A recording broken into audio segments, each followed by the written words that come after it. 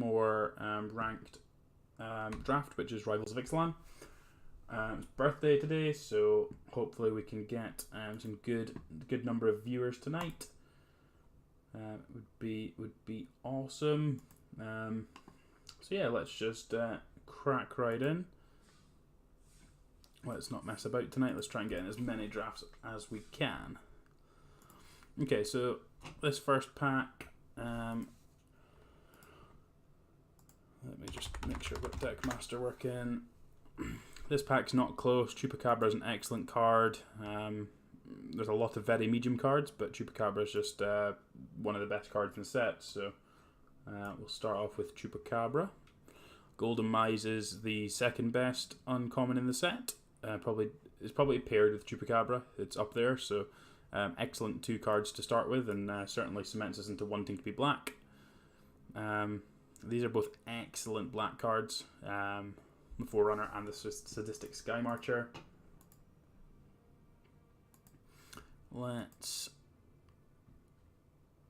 Forerunner helps us find very good pirates. Sky Marcher helps us find very good vampires, or is good with very good vampires. I think the Forerunner is probably just better, just being able to tutor up more cards.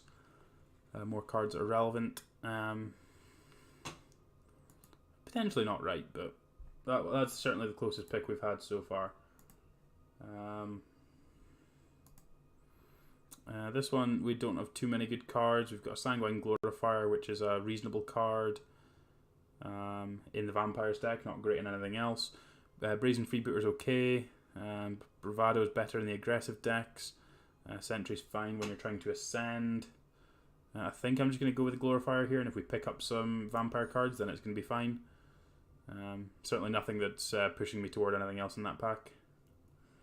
This one I think I'm just going to go with Pirate's Pillage. None of these other cards are massively impressive, so I'd rather try and keep myself open. Another Pillage is pretty good. Certainly means that we can go into some kind of red-black Ascend deck. This pack's very medium. Mind Drop's probably the best card. That's probably not true, it's probably just the Raptor. Secrets of the Golden City is excellent. Probably just want the 2-drop in Dinosaur Hunter, just try and have a solid curve out. Secrets is good if we end up being blue. Probably just want a Dust Charger because we're going to be black regardless. Strider Harness is potentially okay. A Freebooter is probably pretty good if we end up being a Descend deck. The Crown and Dark Inquiry. So got a solid start to this. Not really cemented into a second colour, but we do want to be black. We've got Golden Demise and Chupacabra as excellent cards. So we want to pick up a copy of Recover at some point, but we'll pick that up later on. This pack's reasonably weak. Admiral's Order is just a counter spell. It's not amazing. Bombard is just excellent removal. So we're going to lean on Bombard. Hopefully Wield the Recover. Once we've got cards like Chupacabra, I tend to lean on cards like that just because I want to increase the quality of my cards. Recover being able to get our best card back, which is just a removal spell. This one we've got a copy of Mausoleum Harpy, which is great. It just fits exactly what we're trying to do when we're trying to be red-black Ascend. So that one's great. Direfleet Poisoner and Reaver Ambush and Moment of Craving. This pack is excellent.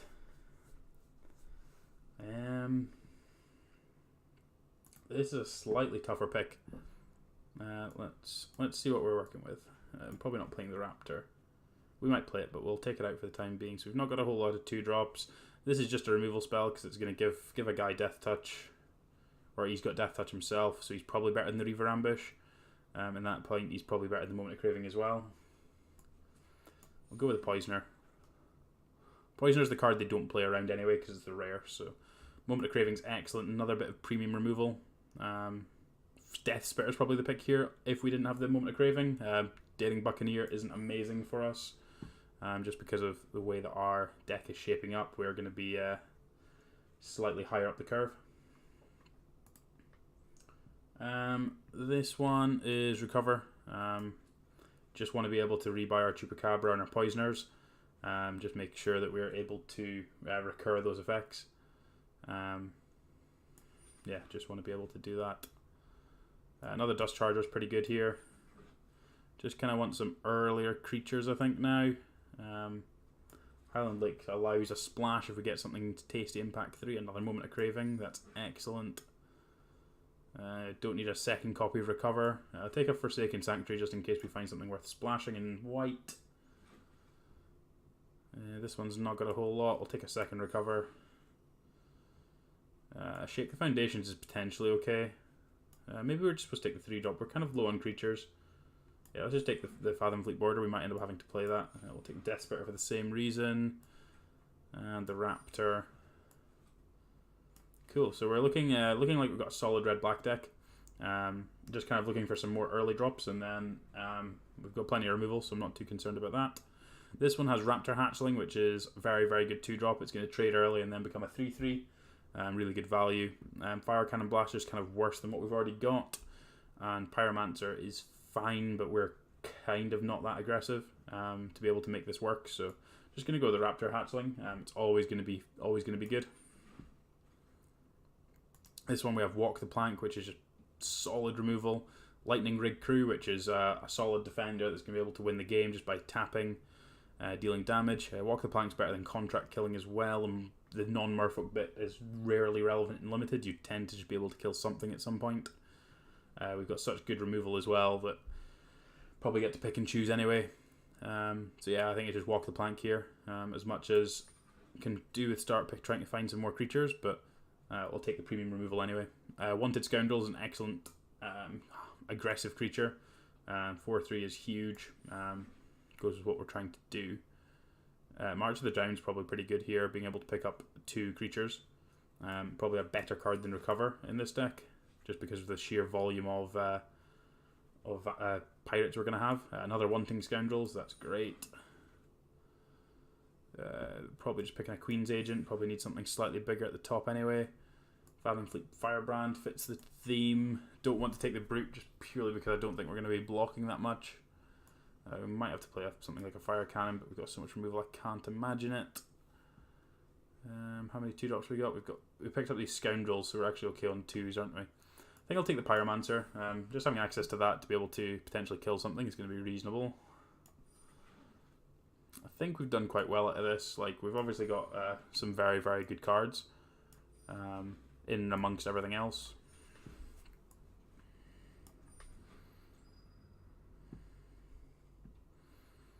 So let's sort this out. So we are actually not as low on creatures as I thought we'd be. I think we did quite well at that last pack to pick up a handful.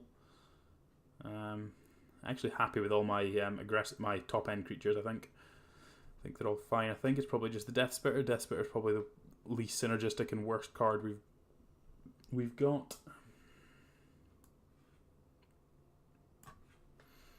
And we don't need these lands, so this deck looks sweet.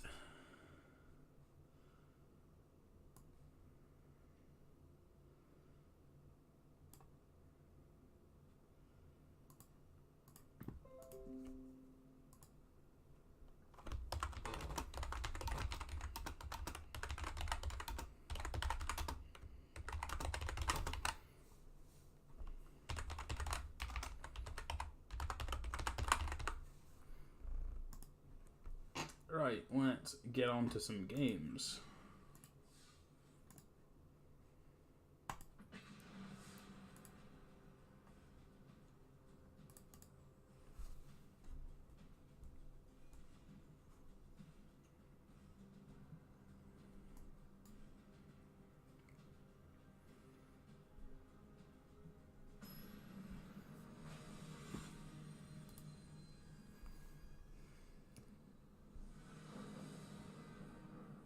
It sounds fine. Removal spell and 4-drop is fine. I wouldn't mulligan this.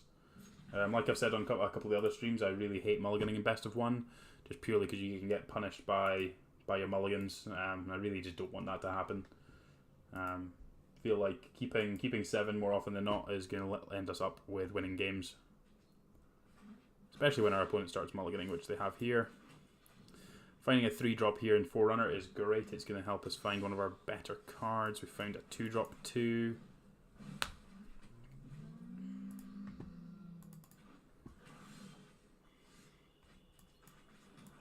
I'm quite happy just to go and find another creature here. Not really in need of more lands, so I think we're just going to pick up the Poisoner, even though it's kind of awkward to let them know about it, but it also means they can't really play around it, so...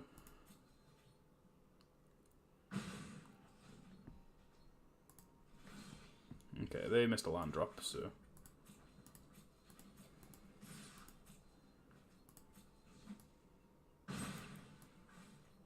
We are lagging a little bit. Is that me or is it Arena?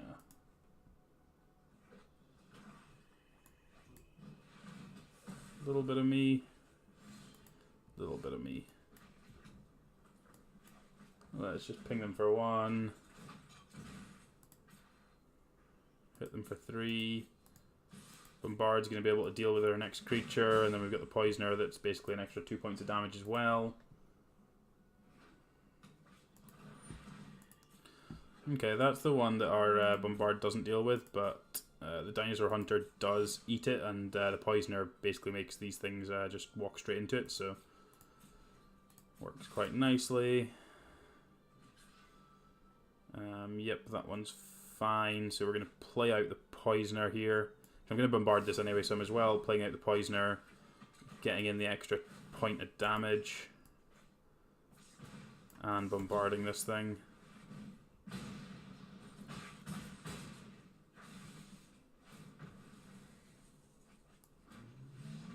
Okay, and they're done. Cool. Nice and easy. First one of the day. First one of the day.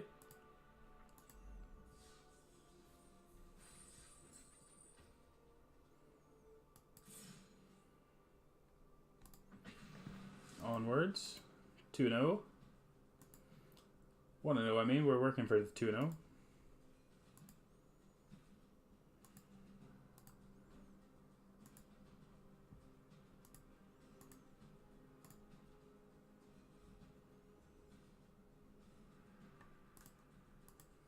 Did that ever hit Discord? I don't think it did hit Discord, did it? This Discord integration's so temperamental. This hand's great.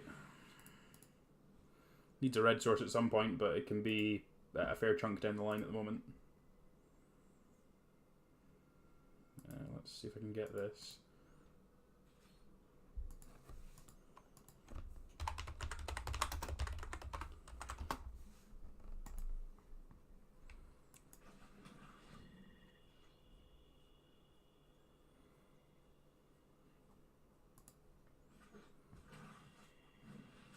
Heartstopper, sure.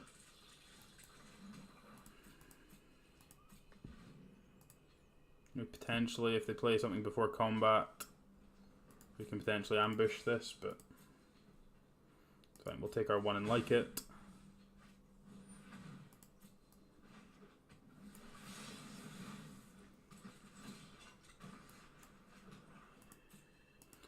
I'm not going to tutor anything up with this Forerunner that we're going to cast this turn, just because we're looking for lands.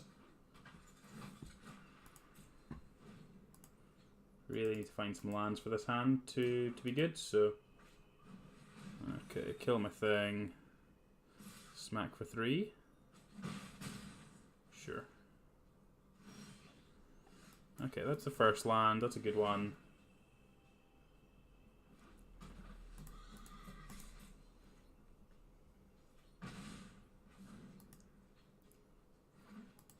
Alright, now the Discord notification's gone out. After we finish drafting, obviously. Don't think I need to attack here. I think I'm okay just playing a slower game. And they got a Harpy 2. So red source is excellent for us here, so we get to play a Harpy of our own. Then we can pillage into Bombard next turn. Pillage into Bombard lets us ascend and then kill their Harpy.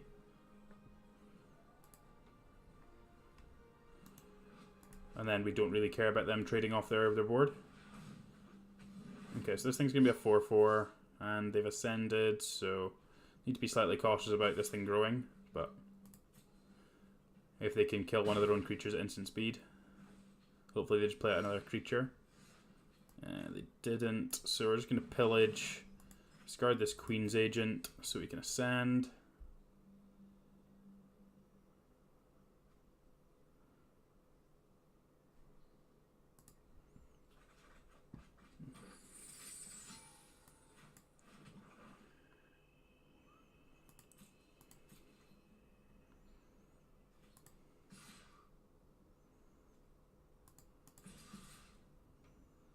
I think I'm okay doing this and then killing this in combat. Because they're going to try and make blocks, it's then going to grow our Harpy.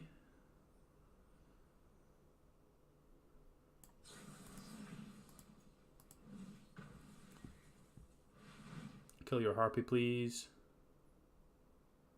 You can give that thing Death Touch all you like, don't care. Right, so you're gonna take 3. My guy's gonna be a 5/5. And I do have 2 pirates to get back, so let's pick up 2 pirates.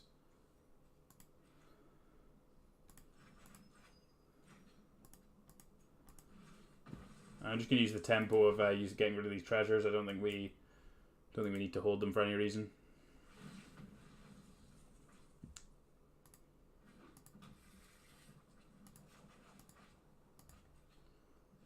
So it would be cool to see some new people in here just to test out the old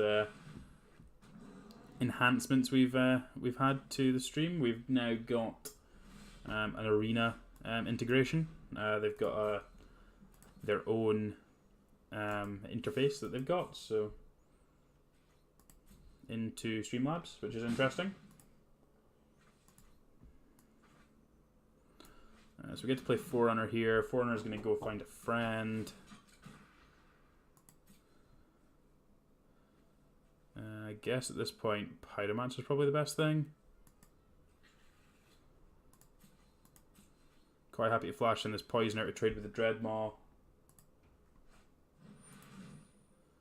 Champion of Dusk, that's fine. You're going to lose some life. Like your life total's going backwards, not upwards. So yeah, go and hit me with this thing. Yep, that's fine. So you're gonna go to 8. Actually, dead to this attack. Yeah. So what happens there is the Poisoner makes them lose a life. They go to 8. We're gonna trade with the Dreadmaw. The Harpy's gonna become a 6/6, and then the Pyromancer deals the last 2 points of damage. Which is awesome. So 2-0, good start. Keep pressing buttons, stop pressing buttons.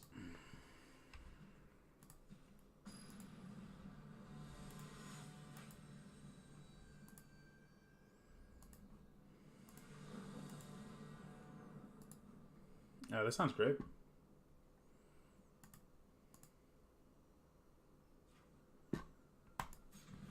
Wanted Scoundrels is going to be able to deal a whole chunk of damage.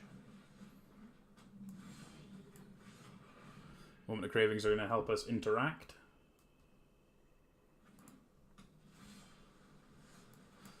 The Poisoner to go with the Scoundrels is excellent.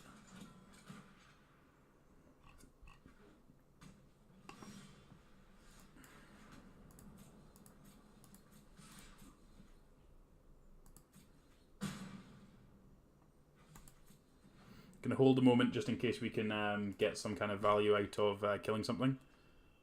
Or potentially blocking. Yeah, sure, I'll flash this boy in and eat your guy.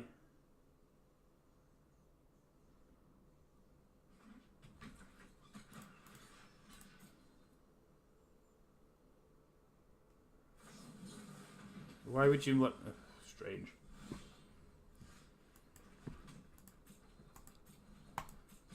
Whack you for 4. Meant they had to use Vanquish the Weak on that, and then it means this Dust Charger gets to live. Yeah, weird line by the opponent. What looks like a free attack isn't a free attack when there's a flash ambush Viper, kill your thing. Okay, they get a couple of treasures here. It's going to be awkward to get them closer to ascending with this sentry, but we're at what? We're at 5 permanents. 6 will be 7 permanents, so 6, 7, 8. So they need 2 permanents. Like Sailor of Means would be pretty bad for us, but I think everything else would be fine.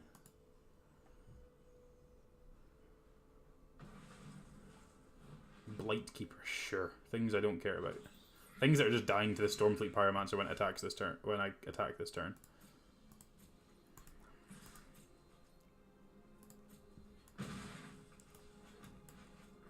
Let's just get our value. Shoot this Blightkeeper, please.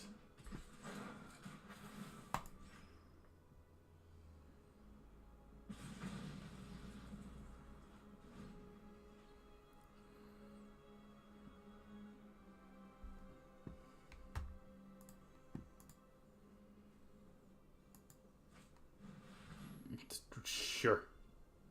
Sure. You got it. You got it. So we're at 6, 7, 8, so we can't ascend, so we're just going to attack with both these boys. Sure, they're going to 3. Fine with me. Dinosaur Hunter, go.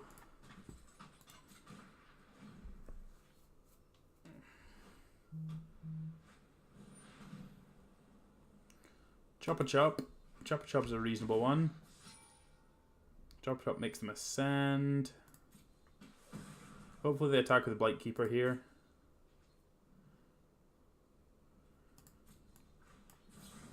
Kill the Chop a Chop.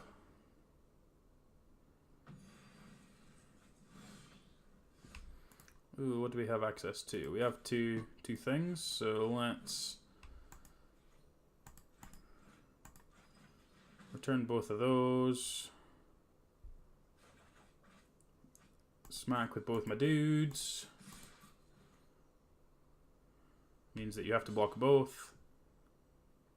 Fine, I'll try and kill you. Okay. Didn't play around the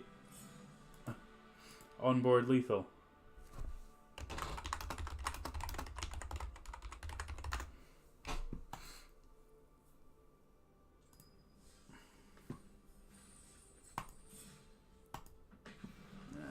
Cool, so 3-0. 3-0 is a good start. Welcome everyone. Hope everyone is doing well.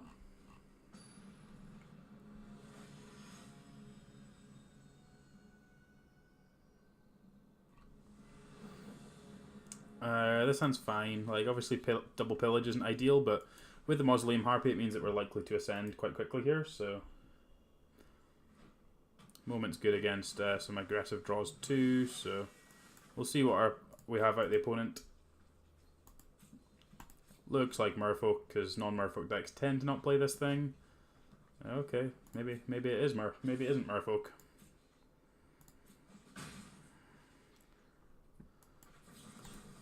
Just kill that thing.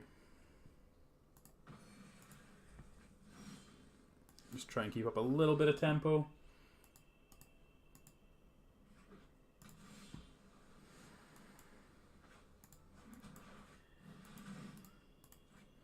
Let's get rid of this Dinosaur Hunter. So we're up to 6 permanents. It'll be 7, 8 permanents next turn.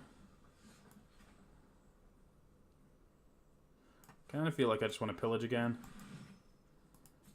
Like, they're not doing anything, so I feel like we can just kind of spin our wheels a little bit, make sure we churn through a couple of lands, a couple of bad cards, and just make sure we've got a heap of gas. Means we get to ascend this turn as well, which is good for us.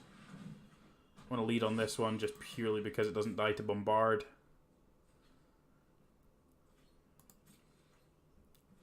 No bounce spells, no nothing. Good for us. They have so far cast a 1-drop and nothing else, and now they're casting a Stormfleet Pyromancer with no value. Sure. Moment of craving that thing. Dive down. Works for me. More than okay with that trade. Gonna save that Golden Demise for a rainy day. Hit for 5. Chupacabra. Kill your creature. Let's not let you raid. Just keep the board clear. I mean, we've got... Need to check that back. I'm sure that was going to leave me up a red and a black when I'd hovered over. Okay, so they've basically got nothing here, so...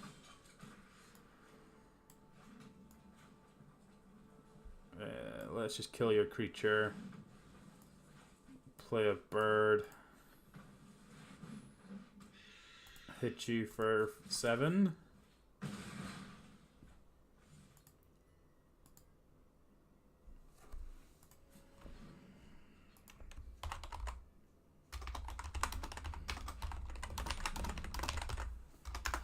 Okay, so they're going to draw some more cards, and I'd imagine they're just going to fall over here. Like Star of Extinctions, like they're the card that they could potentially have. Bombard the Harpy, sure. So you're going to go down to 1. Okay, they're done. Cool. Sweet. 4-0. 4-0.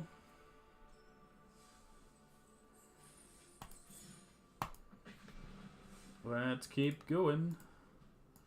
4-0 is a really nice start.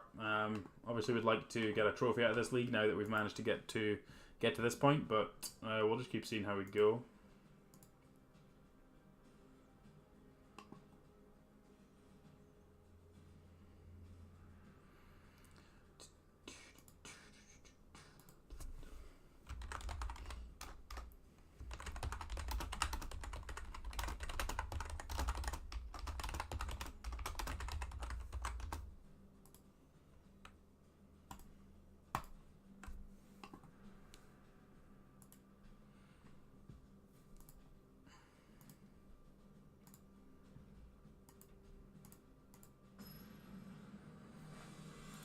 Right.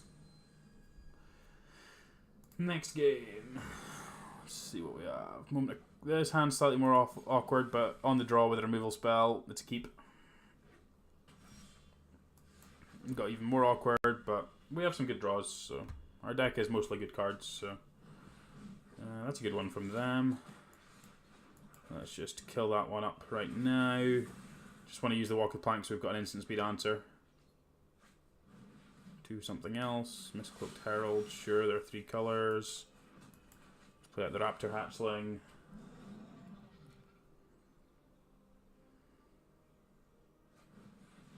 Curious Obsession, that thing's dying in a second next turn. Sure, you got a wall. Please go away.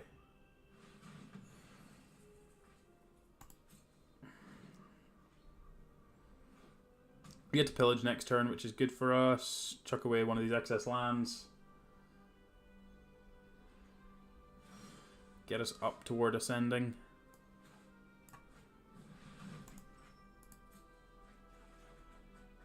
Couple of spells, which is good for us. Let's just cast Scoundrels. Potentially slightly awkward if they have a Bombard, but I think it's fine. Okay, they didn't have anything, so bodes well. Naked Deadeye Rigcaller works for me. I'm just going to attack with a Hatchling. Want to get this Rigcaller off the table before I try and start attacking with the Scoundrels. So we get to shoot that with the Pyromancer.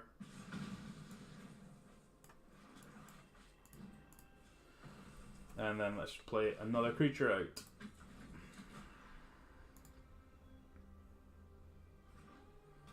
What have you got for 5? You must have something reasonable for 5.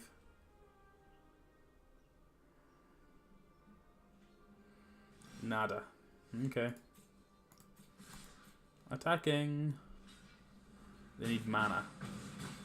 That's all I learned from that is they need mana. Let's play a freebooter. Get another treasure. Pass it up. Want to hold the land for the second pillage that we have, just in case we draw that. And we've got a fair chunk of damage on board, so they're going to need something. Like they've got, what, there's 13 damage, so...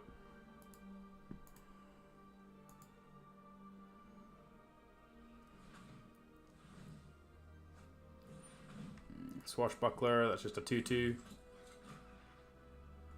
What do you got? And a Water, not for the Scoundrel. Sure. That works out really nicely because it means that this thing's not going to die, so I'm okay with that. Let's attack everybody.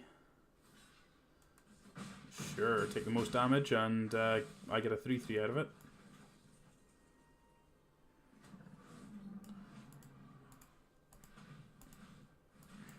Forerunner of the Coalition. I would love to draw a spell next turn. I would love for it to be Direfleet Poisoner.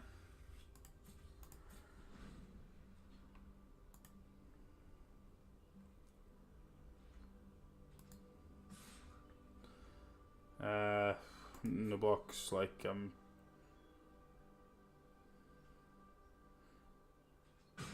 if they have a star, they have a star.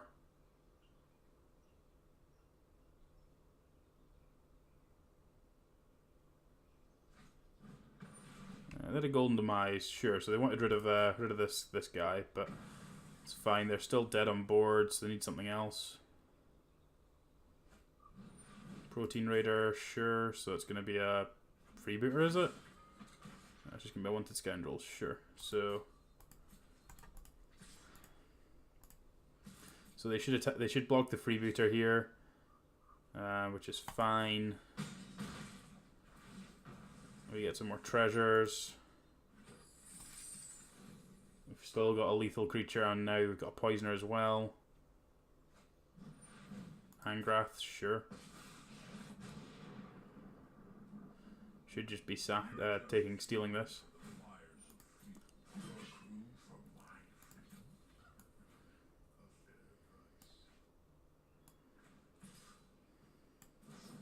Just flashing this in now.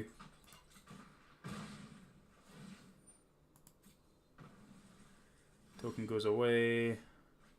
Extra land's kind of awkward there. Let's just... I actually don't care about the plus on that at all. Let's just attack them. Play out a land. So we've drawn 9 lands out of 19 cards. So we should be good for spells. Like, every single thing we play is lethal, so every removal spell is now lethal as well, so we've got a lot of good draws in our deck. That's not one of them. We have to trade. Cheers very much, Dave. Hope all is well with you. Oh, they've got a trick. Them having a trick there is gross. Just need to keep playing lands out, otherwise we're going to lose stuff to Angrath. So I think the best draw at the moment is Chupacabra. Chupacabra or the pick up 2 Pirates. Pick up 2 Pirates would be amazing. Pick up 2 Pirates is lethal actually, so that would be the best draw in our deck. Because we get to pick up Forerunner of the Coalition and another one. So we are dead if they see the line. Adult Life is the worst.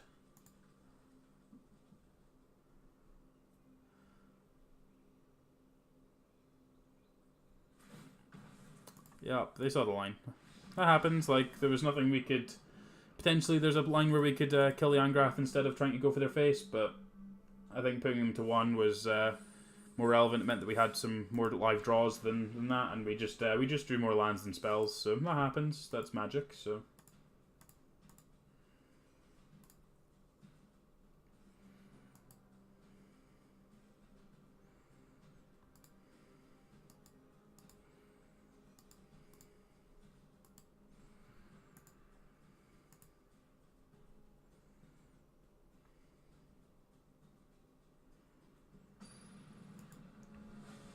Right, let's back on the winning streak. This hand's great. Forerunner, Golden Demise, something big if we draw lands, so cannot complain about this one. And okay, where this Golden Demise is going to be great. This Golden Demise will be excellent. Keep seeing this Mrs. Cloak Herald in decks that it shouldn't be in, so Surely bodes well. Snubborn Sentry, sure. Hopefully they play another X2, maybe like the 2/2 flyer for 3 in blue and white. That would be amazing. To play a Sailor of Means, I'll be a little bit sad, but not a massive amount. Just want to get 2 cards out of this Golden Demise. Ideally.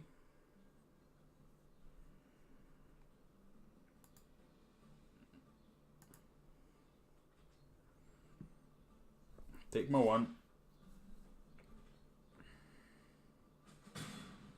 Ow. Oh, perfect. Perfect, perfect, perfect. Get off my table. Take my 2 for 1 with your best creature.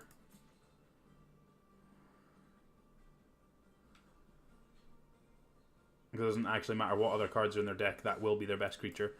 Brazen Freebooter's good here because it's going to help us ramp into Queen's Agent, and it's bigger than the Snubhorn, so can already push through. The Forerunner's not going to be able to push through unless we find the Death Toucher, so let's just try and get threats out.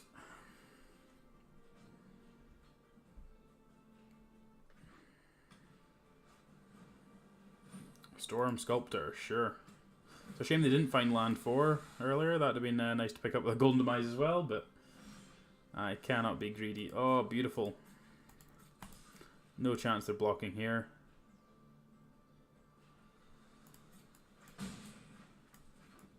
Kill your Storm Sculptor. Whee! Tempo! Massive amounts of tempo. What have you got? Altasaur. That just dies to bombard. That's fine. Arena tapping at the moment is awful. Making me use my treasure. I would love to search for a pirate. Thank you.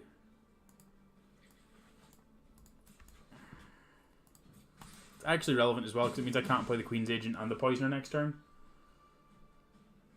Could be awkward. Snubhorn, yep. What else you got? Need someone else. Cool. Well, they didn't have anything, so...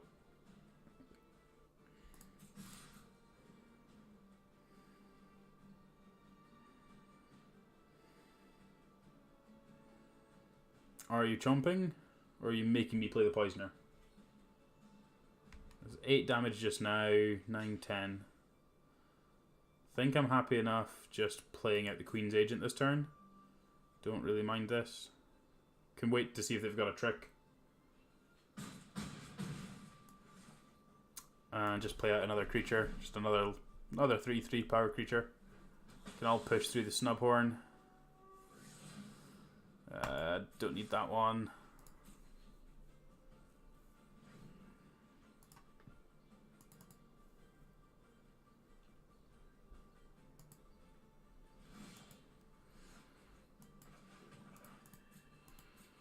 Everybody's coming for you. Is everybody coming for you? No. Queen's Agent is not coming for you. I can play around Settle the Wreckage, so I may as well. There is literally no reason for me to not play around Settle the Wreckage.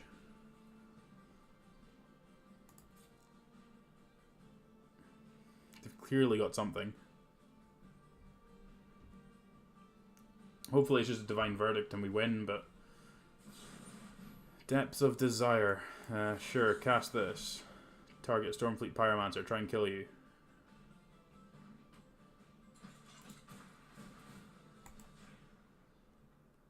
Deal 2 extra damage.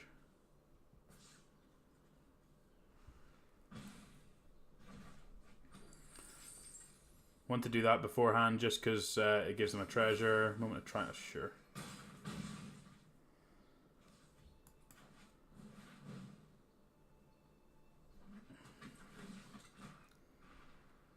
So they're on 2 and we have 4 lethal creatures. They need something. They have nothing. Wonderful. On to 5 and 1.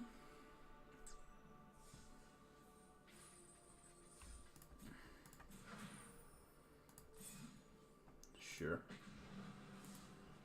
Onwards.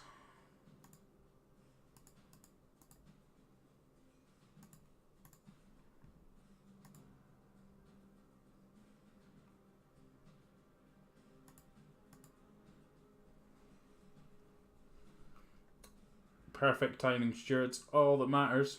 It's all that matters. Hope you're well this evening.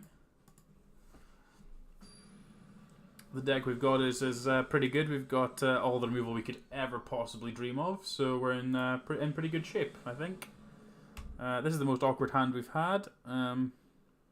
Still pretty close. Direfleet Poisoner Border with March is pretty good, but we can do better with this one. This hand's great. Mountain's going to make this hand amazing. I don't think we want the Forerunner. I think we just want to try and find some lands.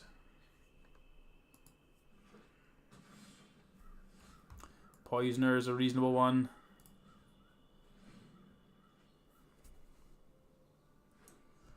Cheers, Dave. Have a good one. Just going to play out the Poisoner and start trying to attack them with it. Obviously, we've not got a whole lot of lands, so a whole lot of stuff going on, so realistically this Golden Demise isn't going to do a whole lot for a while, but if they are vampires, it's going to be relevant later for us to ascend and then blow up the board. Sky Marcher. Sure, Sky Marcher's fine. They might just not block at all here.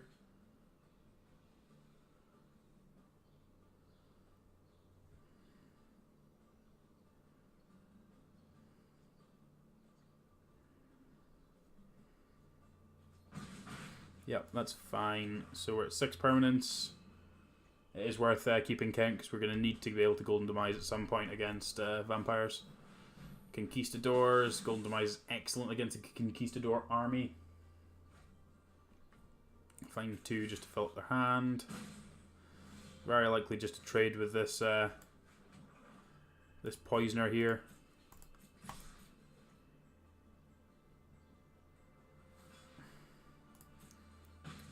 Which is fine. Then we're just going to kill off this Sky Marcher. Try and keep the board a little bit tidy. Lands are good, spells are good, so at that point it's usually pretty good. Land is good there. I'm not going to attack into that thing just now. Play out the Queen's Agent, see if we can't get up to a 4/4.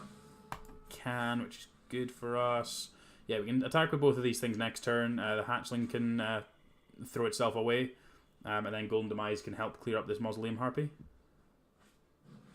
Oh, Reaver Ambush. That's rude.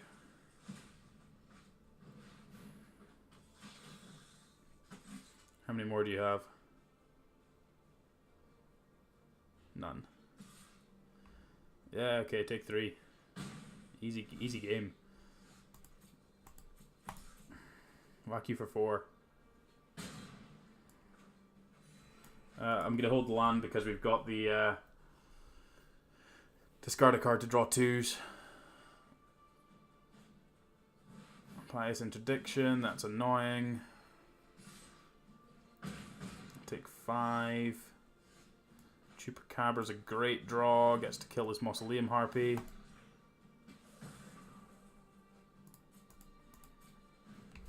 Just need to keep the board clear. Like, I think our deck's going to be better than theirs, given the cards they've played, so it's the last Conquistador, unless they've got more in their hand already. Don't mind just Golden Demising to clear up a mess. Really okay with just Golden Demising to clear up a mess. Yeah, that one's fine as well, so we'll take 3 here. We've got Harpy of our own. Harpy of our own's excellent. Want to play the Harpy. We ascend. So the Chupacabra really just wants to get involved in combat and block somewhere now. Make this Harpy big and try and go over the top. Otherwise, we're just going to be able to demise next turn and clear up their entire board. Recover their own Harpy and draw a card. So yeah, we definitely want to get this Golden Demise off before they play the Harpy out. Strider Harness, that would be annoying as well. So Golden Demise your stuff. Dusk Charger, hit you for 5. Go. Like, what you got? What do you have?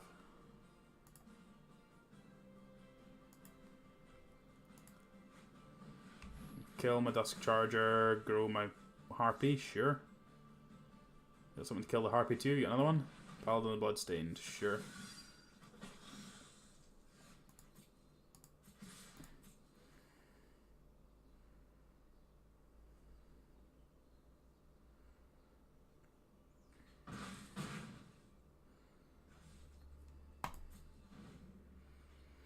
We're not quite GG yet. Strider Harness with this Harpy could be awkward. They get to equip the token, attack with the token, and then equip the Harpy, or they can just attack with everything, depending on what they've got. There's 8 damage, so it's not like it's irrelevant. Oh, it definitely should have gained an extra life if this is their line.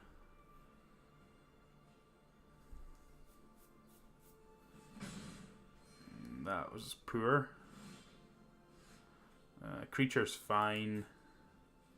Don't think I'm attacking. I'm just going to play out the Dinosaur Hunter.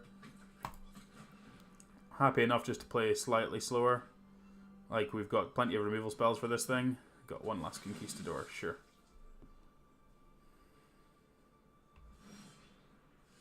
Moment of Craving is wonderful. So we can attack with everybody. We can shrink their Harpy, and they've basically got to block everything. So shrink that thing. This thing's going to be a 6/6.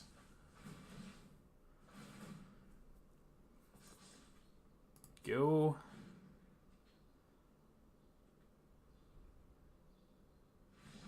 Wonderful. 6 and 1. 6 and 1. Up to Platinum 3.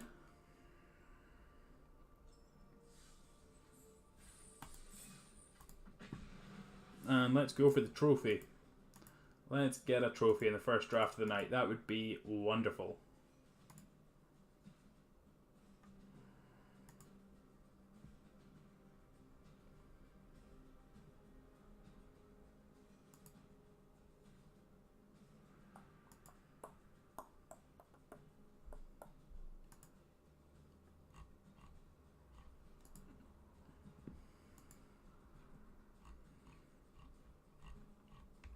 Come on, opponents, come fight me. Come and fight me. I am ready.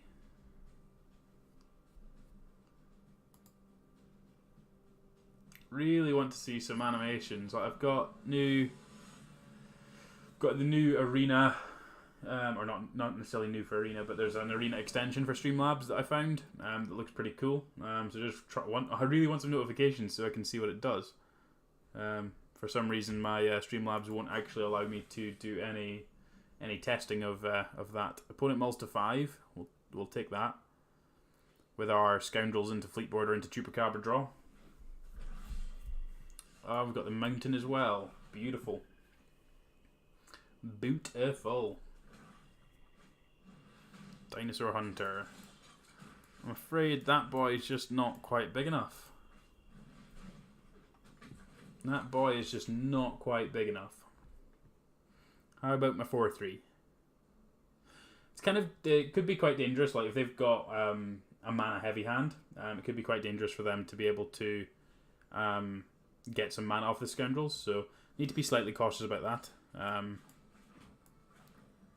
To that point, I'm not going to attack with it yet because I really just don't want them ramping into anything. So I'm just going to wait until I can Chupacabra, clear up the mess, and just completely jam in. So if they had like a Skullduggery or a Moment of Craving, it's kind of bad for us. Sweet. Take the free wins. Free wins are exactly what you need for the trophy. So that was just under an hour for the trophy, which is awesome.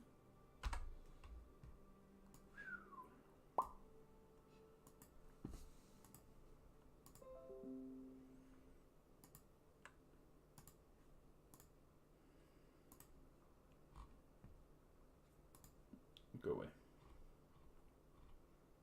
Whoa, my Twitter thinks it's my birthday. That's frightening.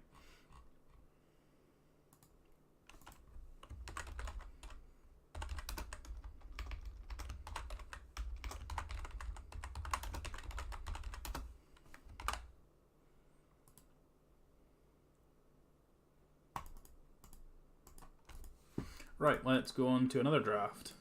Let's crack some packs first. Always need to crack some packs, you know? Never anything wrong with cracking some packs. Let's see what we got going on. Mythic Wildcard. Don't mind if I do. Don't mind if I do.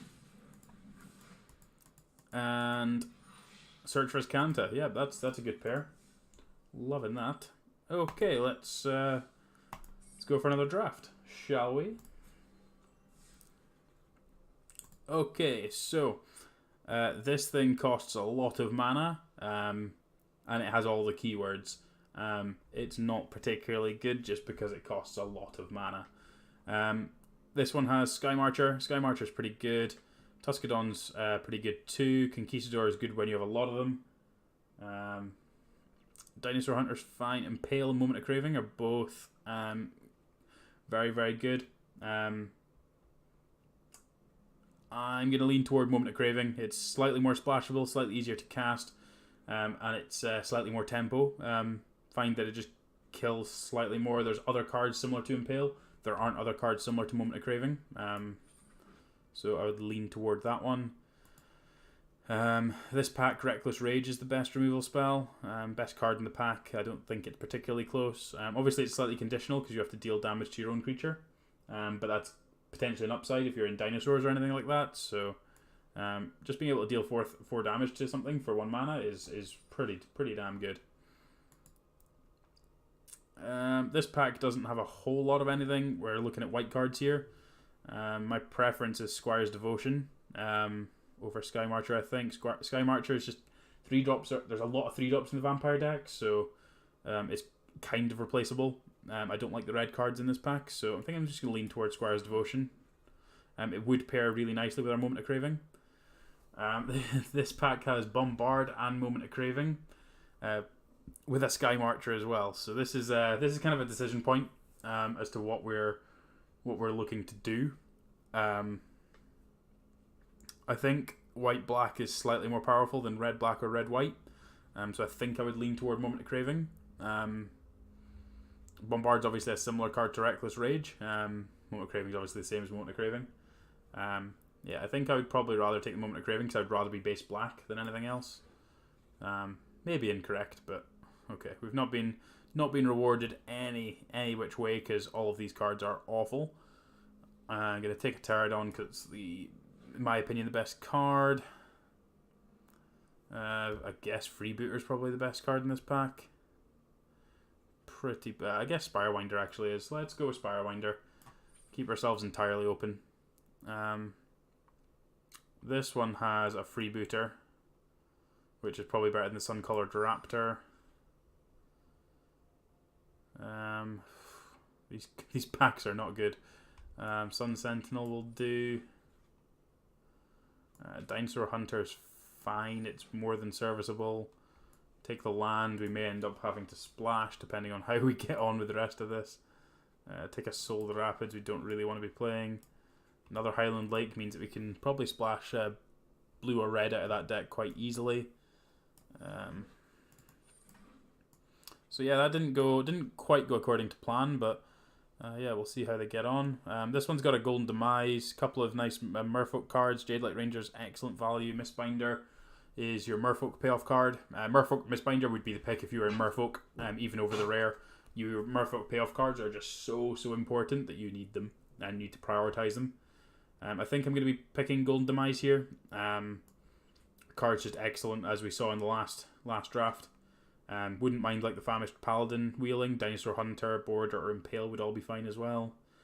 Some of them more likely to wield than others.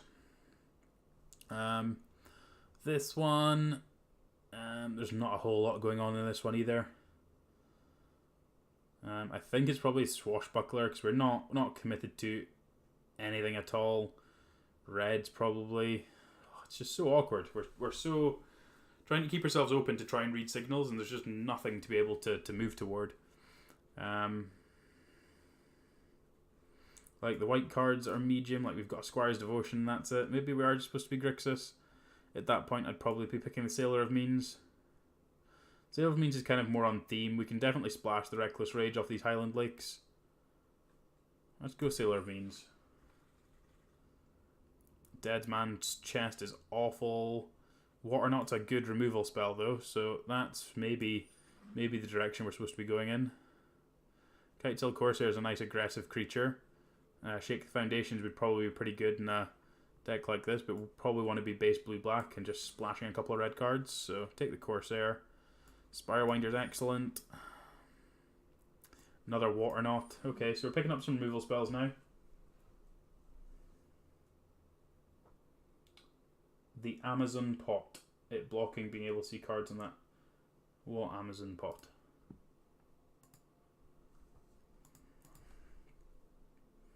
Let me load up an actual thing of my stream.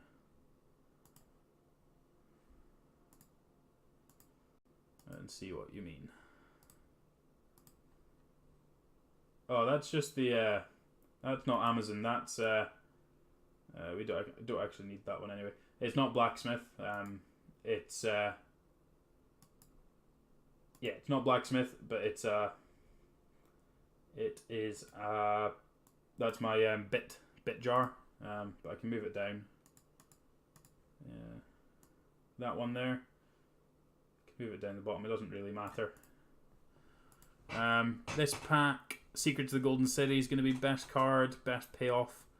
Pirates Pillage obviously was quite good in the last one, so. Another Secrets. I think I'm just trying to pick blue here. Dinosaur Hunter's fine. Take a Forsaken Sanctuary in case we end up splashing with white. Recover's fine. Monitor would be okay.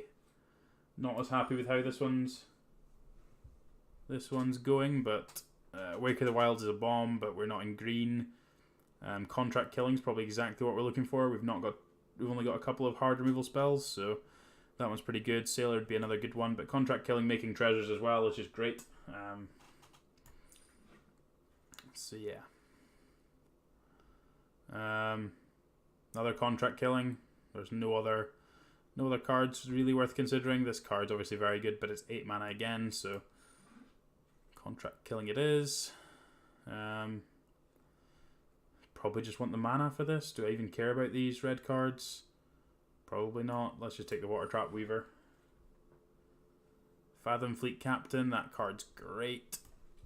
This is just being able to get any kind of extra value out of this is just wonderful.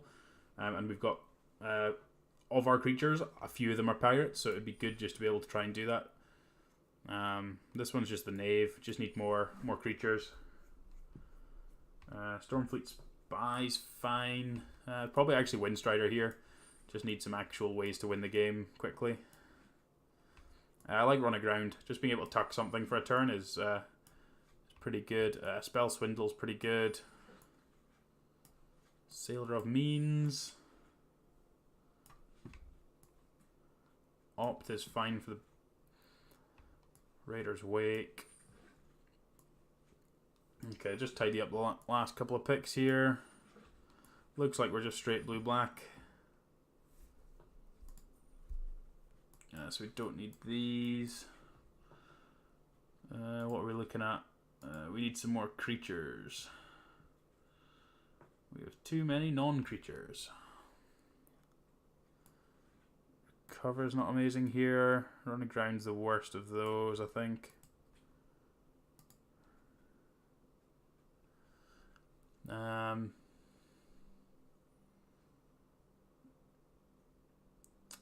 I'd really rather just play extra spells, I think.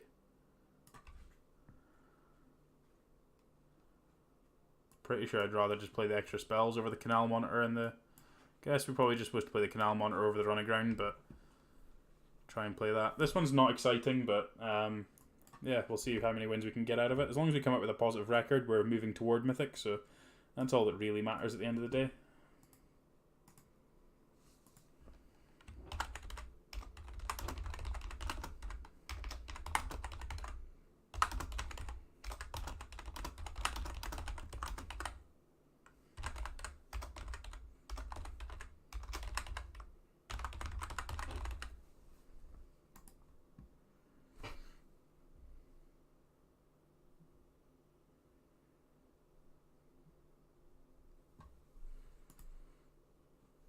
Alright, cool. Alright, we have a lot of removal spells, so we just kind of need to live long enough to get our creatures. Obviously we don't have too many, but when we do get them, we're probably going to be fine, so... See how we go, see how we go.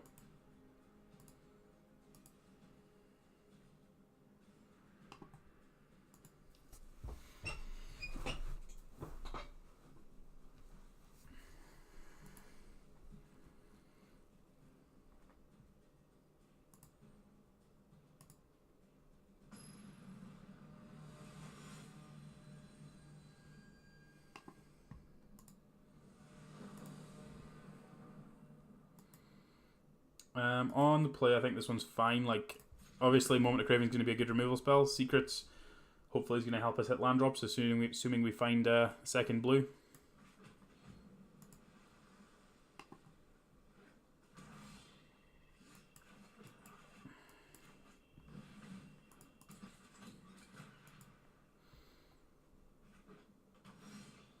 Okay, that's slightly awkward, but at least we've now got a spell to cast regardless of the colour of mana we draw next turn, so...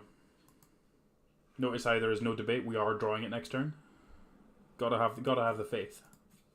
It's all about having the faith. See, it's always there.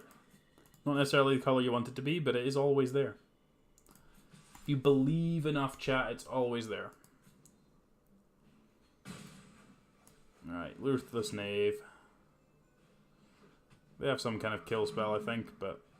okay, didn't do anything, so maybe it's just combat tricks they've got.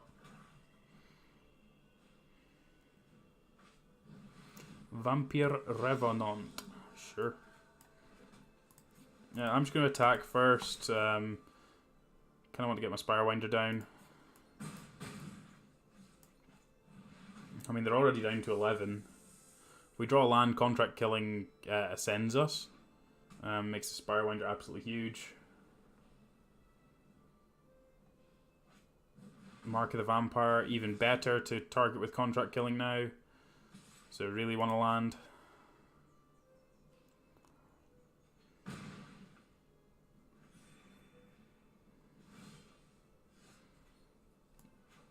Okay, we didn't draw it, but we'll draw some more cards, see if we can't hit a land drop. We did, so we're just gonna have to take another chunk, but at least we get to hit them for 7, so like they're down to 9, they'll be up to 14. Hopefully we get to Moment of Craving another creature, so pads us up to 12. Our mana's been slightly awkward this game, but I think the hand was a keep. Sanguine Glorifier, yep, just keep chugging up this Vampire Revenant so I can kill it with contract killings. That's wonderful.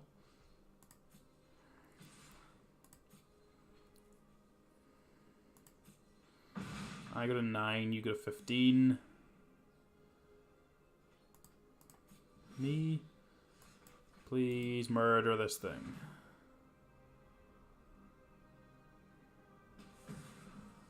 Please and thank you.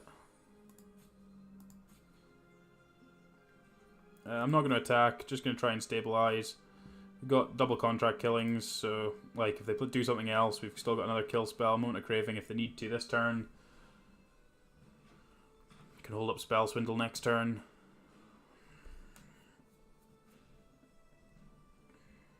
Just don't want to trade off this Knave for the Glorifier.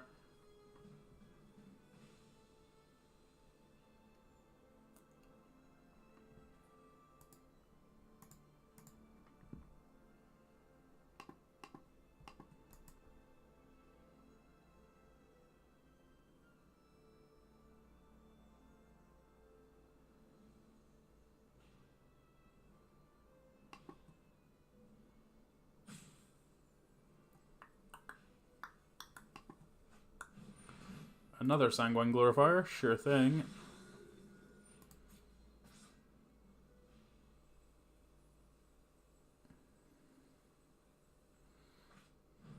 And a Conquistador. How many Conquistador friends do you have?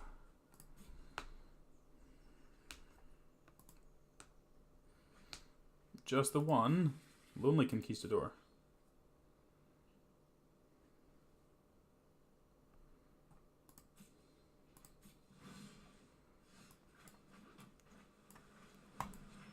Let's kill this big Sanguine Glorifier. Means we can start drawing cards with a Ruthless Knave as well.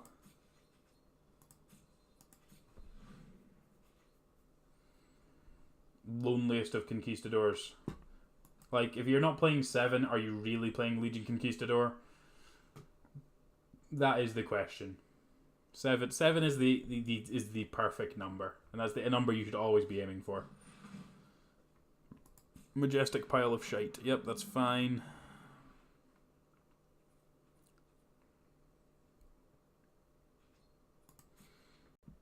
Go on, try and hit me.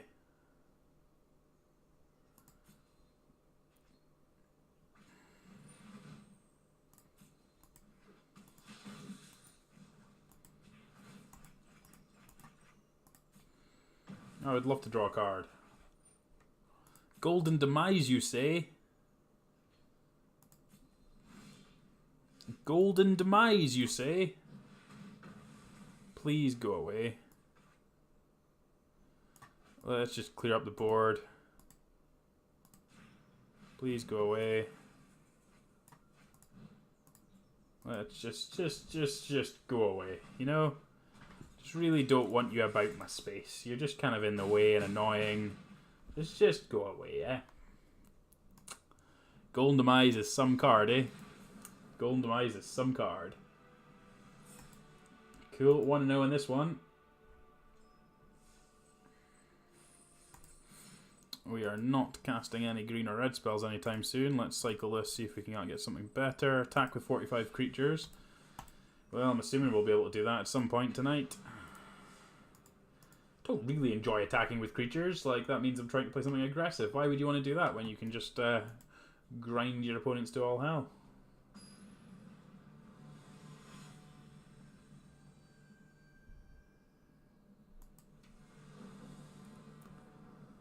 We'll keep this one. Sailor of Means, Golden Demise. Yup. Kitchen Finks. Sure.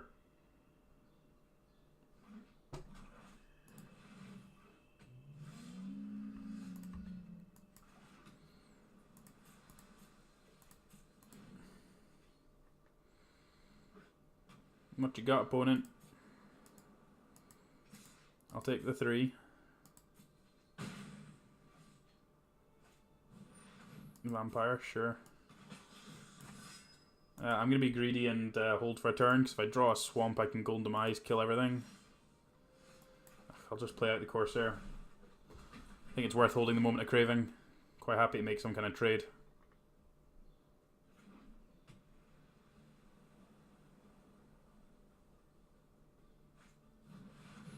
I think you're able to type a name with that. It's kind of awkward. Getting the Vampire out of Golden Demise and Moment of Craving range. It's pretty bad for us. Yeah, I think we're just dead here. We need to hit a land. That might be an early concession, but I don't want to waste time. I want to get on to winning games, you know? Yeah, I think you get to type cards for cards like that, for like that and Spyglass. Sorcerer Spyglass, I think you get to type in what you're looking for, or it'll give you some suggestions, so based on what your opponent's already played, I believe.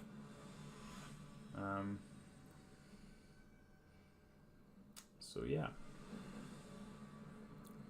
Dinosaur Hunter, Spirewinder Killing, that's probably fine. Looks like we're playing against someone Russian.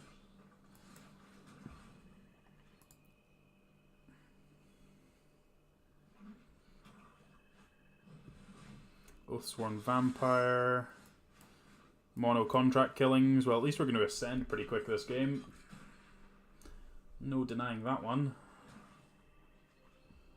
Ouch.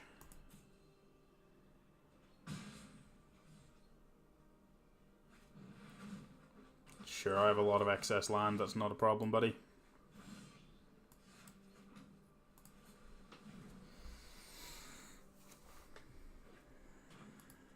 No worries, no hurries. Let's block the Steadeye Tormentor. Just take a couple here. Spirewinder's going to be bigger than the Vampire next turn, so that should be fine. Tomb Robber. Tomb Robber's fine. We like to kill that the following turn, so that should be fine.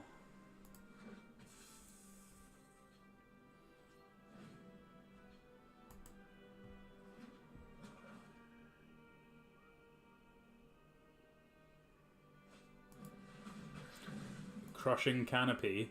Sure. Like, okay.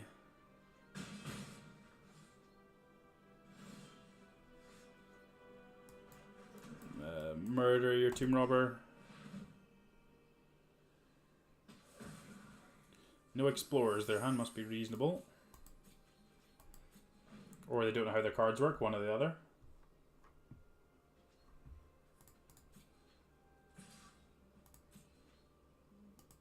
Take my 2.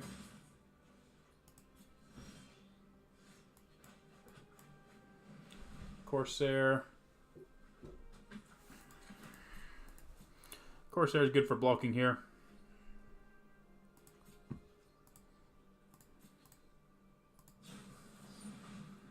Yeah, sure.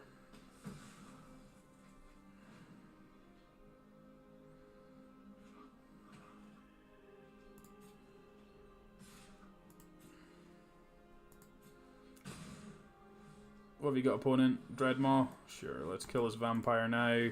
We'll untap and we'll contract killing the Dreadmaw. Go away. Treasures. Guess I should just be playing this out. If we top deck a Pirate, we're in really good shape. If they have a Moment of Craving, we're slightly worse shape, but basically only Moment of Craving that punishes us here. Sure, that's fine. Can never play around an Edict. Oh, I kind of want to wait. I'm going to wait. I'm going to be greedy. I want the extra card. Vampire Revenant, sure. Sure, so land, draw 3. Sleepy Vampire. Really glad I drew 3 cards, because my word, where the lands are real. Okay, we've got our best card in our deck here, so we cannot lose now. We've cast Canal Monitor. Look at this guy. Look how scary he looks. We can't possibly lose now. Oh, he doesn't even have a raid. What's he doing? Just a 2-2. Ugh, weird. Stop drawing the lands. Smacker 5.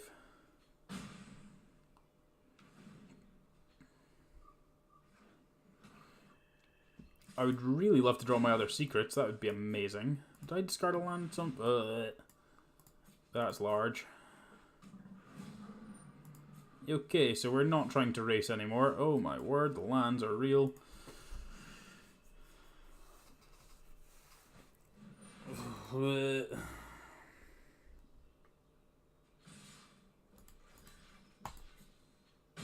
Trade with that one, go to 2. Give me a reasonable draw off the top of the deck, please.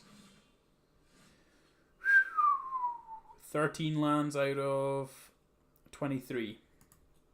Sure, not going to win too many games like that. Whoa. Crashing real hard with this this very medium deck. Right, let's win some games. Let's win some games with this deck, and then we can go and get a better deck on the go. Let's do that. That sounds like an excellent plan.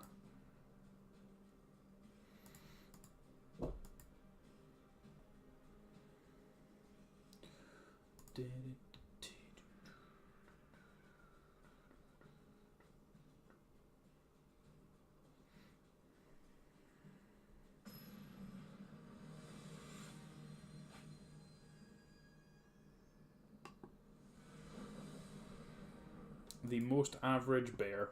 Sure. Yeah, this hand's fine. Water Trap Weaver is going to buy us time, and then hopefully be able to find some bigger blue mana. Okay, so of course there's a nice one.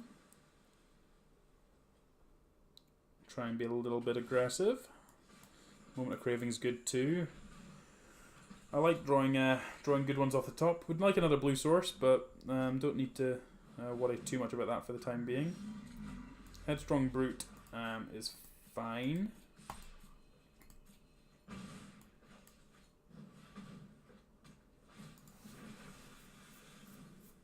Let's just tap that thing, keep it out of the way. Freebooter, sure. We've got Siding Storm Tamer, sure.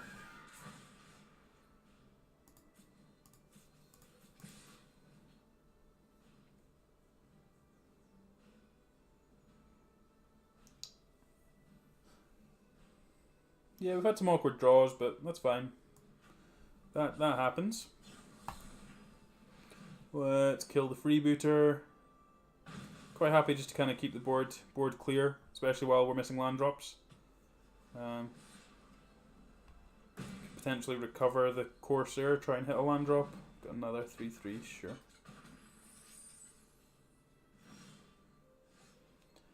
Eesh.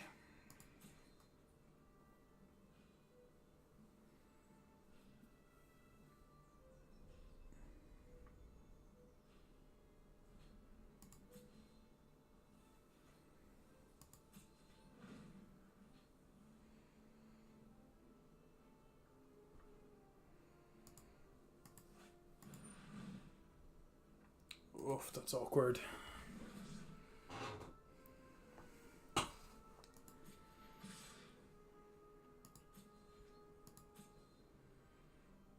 Really want to see a blue land this turn, otherwise we're going to be basically dead.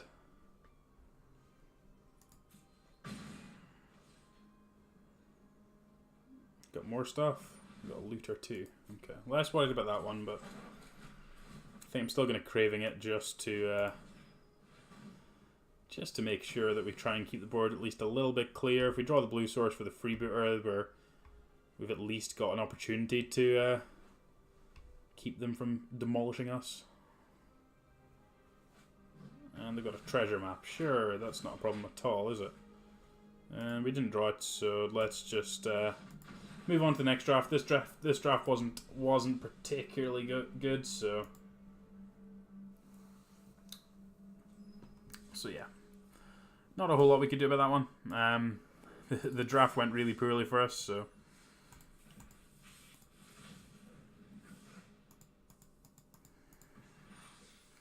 Old Growth Dryads, worst card in the set. Right.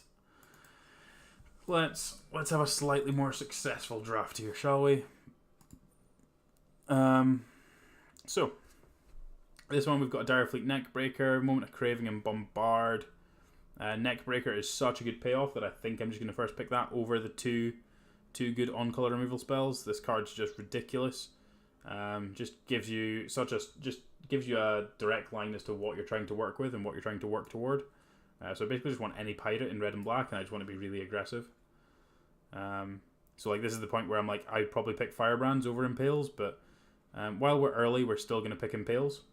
But we are certainly going to be looking toward trying to find some more pirates that are aggressive. But yeah, Impale's a good one. Just keeps us open as to what we're doing. Similar to Bombard here. I like Dusk Legion Zealot over Grasping Scoundrel. Should we just go all in on Scoundrels? I think maybe we should just go all in on Scoundrels. Let's go all in on Scoundrels. What's the worst that could happen? Daring Buccaneer. We'll go all in on the really aggressive creature plan. So we don't really want to play Dusk Charger. It's just too expensive for what we're trying to do. Bravado's excellent.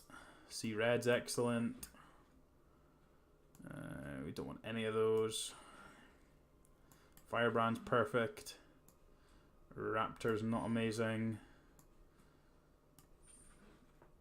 Literally just looking to have every single pirate we possibly can and have as low a curve as we possibly can.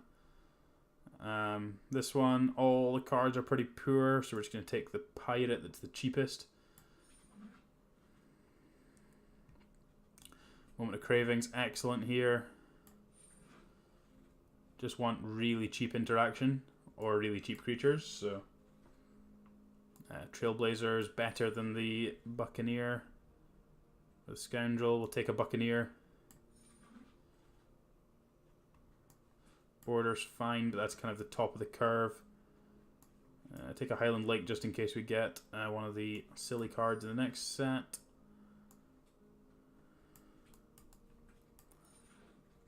Take a big old Dreadmaw, take a Dark Inquiry. Just in case we open Vraska. We've kind of missed out on some of the cheaper cards wheeling, which is annoying. There's the Admiral Beckett Brass, so we'll pick that one and we'll just kind of try and go for it. That was one of the cards that we were looking for with the Highland Lake, especially in this really aggressive Pirates deck. So we'll be greedy and we'll play that. Fathom Fleet Firebrands, excellent.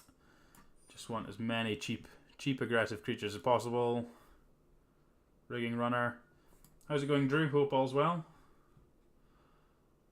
Sure Strike is pretty good here too. Neither of these are great. We'll pick a Dual Shot. We're more likely to play that. Buccaneers is expensive, but we probably have to play that. Probably have to play a Pyromancer at this point too. Yeah, I mean we could have had worse opens there for the 6 1-drop aggro deck. I like Prying Blade here too. Deep Root, that should not be that late at all. Right, so this is basically how I would want to draw this up. I would have liked another copy of Bravado, I think. But we've got a really good plan. Just try and be as aggressive as possible. So this is going to want to be a 16 land deck. So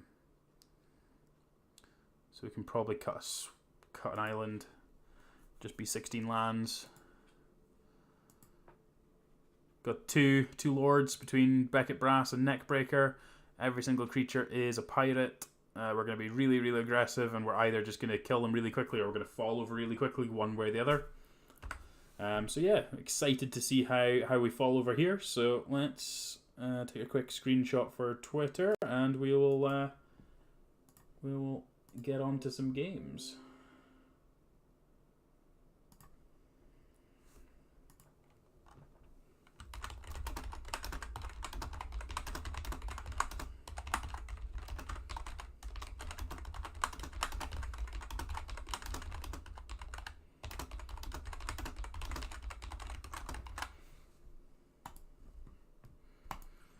Let's jam.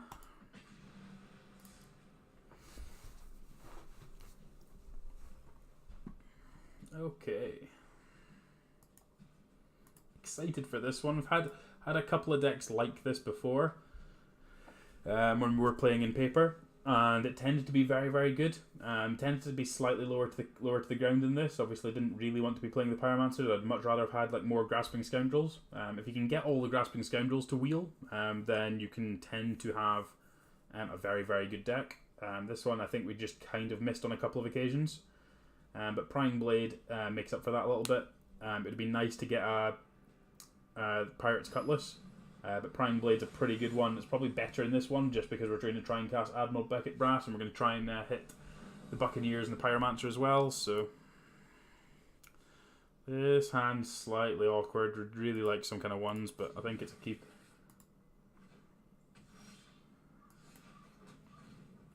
Firebrand into Corsair is a 3/3 is a fine curve. It's not amazing, but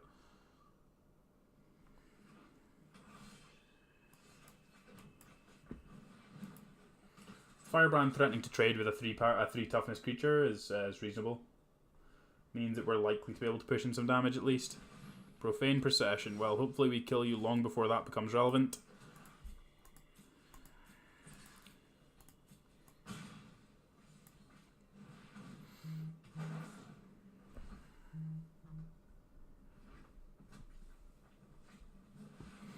Okay, so we're just playing all of these flip cards. Prying Blade. Equip the Firebrand, I guess. Hit you for 6. Treasure, play Dinosaur Hunter, go. Be aggressive. Be aggressive. So you've got a Sun-Colored Raptor you can cast this turn. That's fine. That doesn't really achieve anything, so I'd imagine you're going to have to play a land and activate Possession this turn. Overgrown Armasaur. So, question is, are they dead? If they don't block the Firebrand, they are dead. So, I think that means that we just attack first. Obviously, drawing the Neckbreaker is kind of awkward there, but I think it's worth just doing this because if they block the Corsair, they just die, and there's a high chance they do that. Yeah, so pump this, double strike this, die please. Oh, we also get 2 treasures out of this, which is sweet. So yeah, the old turn 6 kill.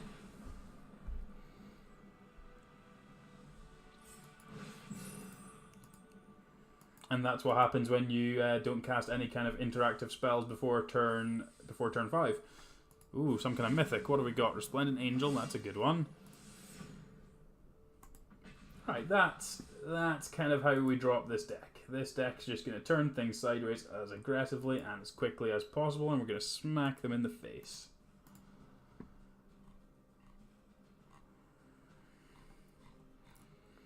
at least one way or the other, these games are going to be done very, very quickly, because we're either going to lose really quickly or we're going to win very quickly. Ready? We're playing against real Fluffy. Do you think they're fluffy? I think they're fluffy. Yeah, this sounds actually pretty good. Buccaneer and Rigging Runner are going to be pretty good. Kind of awkward we don't have a red source on one, but I think that's fine. If we draw another red source in the next couple of turns, it would be excellent. So let's reveal our Rigging Runner, play a Prying Blade, and pass. So this starts pretty good. Hopefully we can get this Rigging Runner down. Leaving Bad Air's fine. So we don't want to bother equipping the Prying Blade because it's not going to make a difference. And then we get to play Rigging Runner and Grasping Scoundrel. Look at all my 2 power 1-drops. Oh no. He played a Sailor of Means. Okay, so now we just want to be able to try and ramp up. Let's just kill that thing.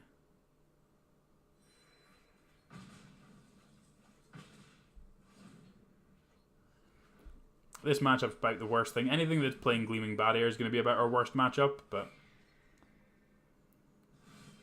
only so much we can do about that. I'm going to equip up the Scoundrel. Means we push in damage with these other 2.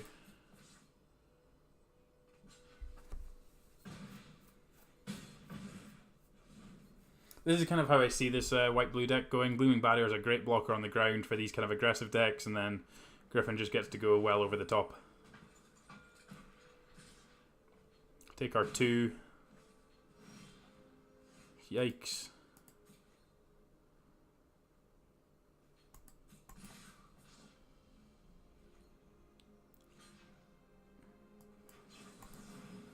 Gotta try and make this stick. Don't think it's gonna stick, but really need to push through this thing. Oh sure, if it's negate, that's fine. I'm okay trading that for a negate. Seeing as we haven't drawn any lands, I think we're not doing too badly. Obviously, if we draw lands, we're going to be in reasonable shape. Being able to get this Dinosaur Hunter down, then the Neckbreaker. Drawing lots of cards isn't great for us. Yeah, this strategy was one of my favourite decks in the format. Just being able to like suit up a Resplendent Griffin with like a Squire's Devotion was like my favourite thing to be doing. Would really like to find some more lands. Really, really like to find some more lands. Obviously. Like, if we find lands, we're in such good shape. I just don't think we're gonna get there before it's irrelevant. Yup.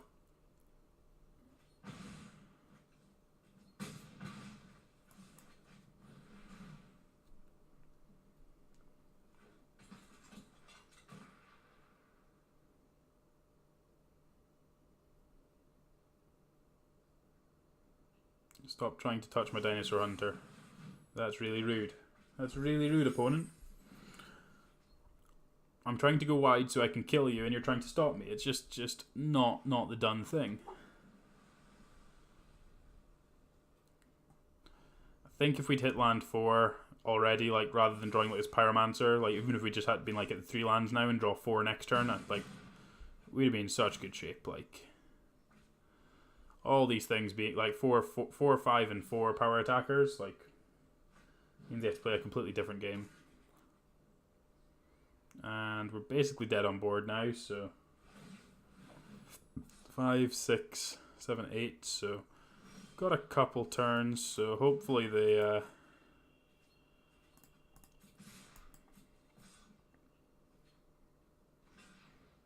go to 4 here. We're so close.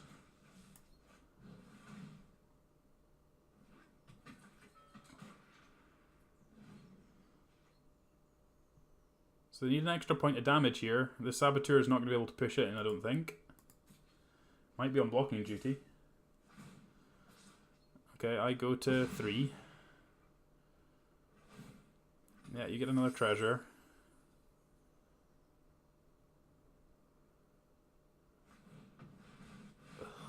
Well, that's just... What are you supposed to do about that? Gain 6 life. Yeah, right. Didn't draw the land anyway.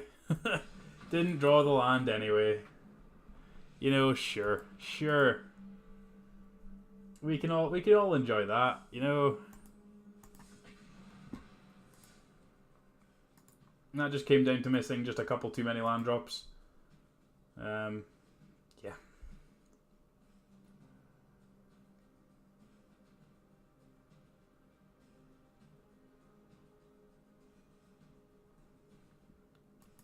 I mean, I've done that before as well. Like having being the treasures deck just lets you play any kind of things. I think I've done that once. Like Zakama just feels like a bit of overkill. But if you don't have any other real win conditions, you've just got Griffin. Then sure. I mean, if they didn't have the Zakama there, I think they'd have been dead. Like they needed to. If they didn't gain life, they needed another kill spell or another blocker. So ambition is key. Ambition is very important. I like this one, even as Rigging Runner is a 1-1. I think it's fine.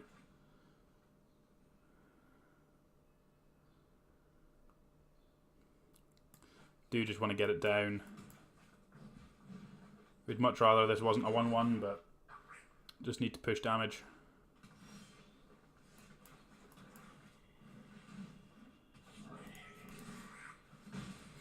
Smash you. More aggression. Oh, they've not got anything. Wonderful. I feel like one of my guys is about to die, but or not.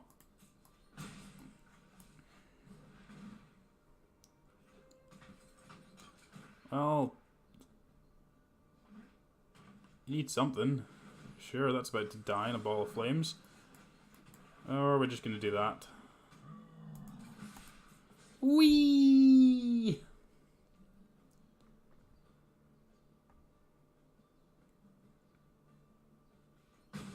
Yikes, the no blocks. The no blocks. That's some balls there. Okie doke. Okie doke. Like, if my opponents keep conceding that early, I'm not going to get this attack with 45 creatures. That's really rude of them. I mean, that is why you play this kind of deck. You just want to play games in about 5 seconds. I mean, we curved 1, 2, 3, 4, or 1, 2, 2, 4, and they played a 3-mana 2/3. I mean, what more could you ask for?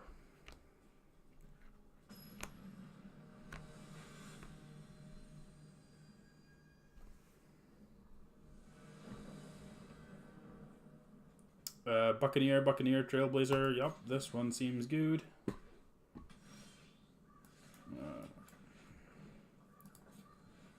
Reveal a Trailblazer, because that's the one we're likely to... You've played 1.5 games since my pack 2. Yep, that sounds about right. I think I'm just supposed to... I'm not supposed to smash. I've got a neck breaker coming, so definitely not supposed to smash. Also got an evasion creature, so...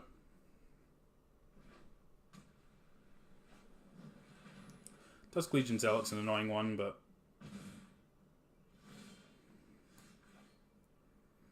That's quite a nice one, actually, because it means I get to play Buccaneer and Dinosaur Hunter.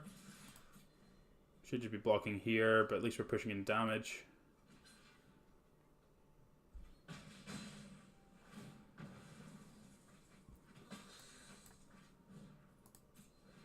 Reveal this one that I'm about to cast. Cast this one. Go ahead. Sure, take your damage. Oh, the land would have been amazing there. Not going to attack, just going to play the border out. When we find the land for this neck breaker, we're going to be in such good shape that kind of just want to make sure I have a good wide board so that everything eats their border. Sure, you can keep playing bad creatures, that's fine.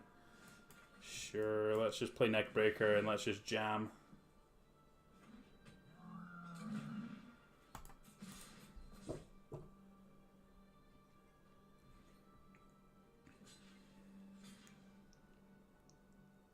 One way or the other, they're taking a chunk of damage here, so...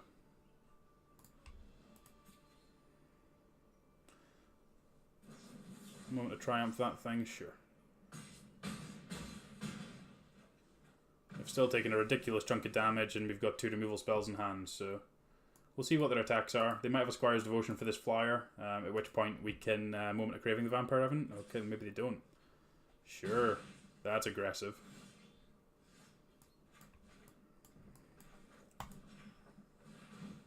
Kill that one. Sure, hit you for 5. Like, even without that guy, I'm not in awful shape. Like, you're down to 4. Bonds my border, sure. That's so aggressive. Lethal attackers. I love drawing lethal attackers. Lethal attackers are my favorite. They're my favorite kind of attacker. Sweet.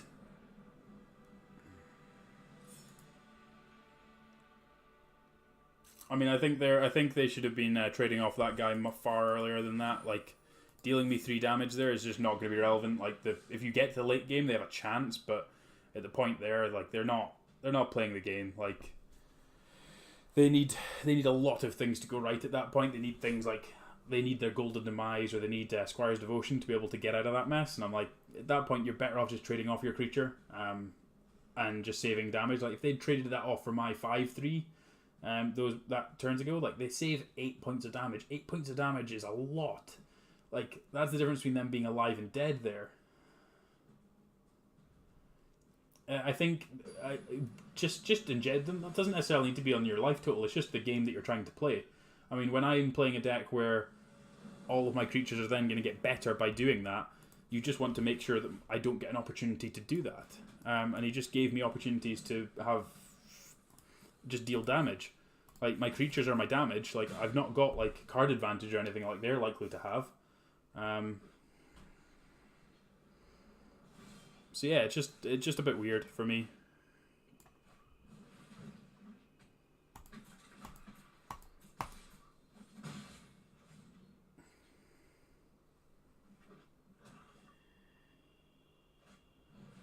Martyr of Dusk's an awkward one.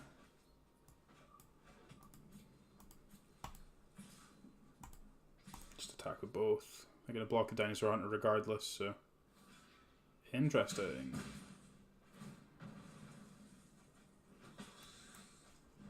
Play a Rigging Runner and a Goblin Trailblazer. Go! Really interesting block. Must mean they've got something. They've got some way to make use of this token. Okay, so they want to try and gain life. Okay, I see what they're doing. Got a Paladin the Bloodstained or something? What's your best card? Sanguine Glorifier. Okay, that's not the end of the world for us. Drawing a land there is pretty bad, but I feel like they're double blocking the Trailblazer here. Feel like I'm fine just taking out the Legion. No, I want to take out the Vampire. I just don't want them gaining life.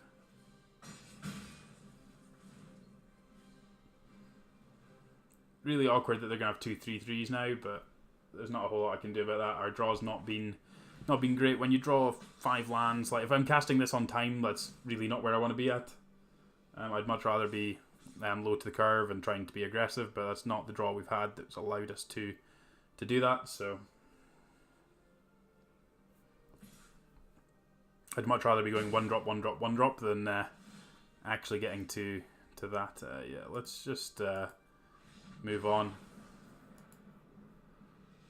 We have drawn more lands and spells. We're not going to win games of Magic with a 16 lander if we don't do that. So well, at least we got our coins there. So we've already managed to break even on this draft, so I'm okay with that. We managed to churn through it very quickly. So if we get any profit out of this, it would be good.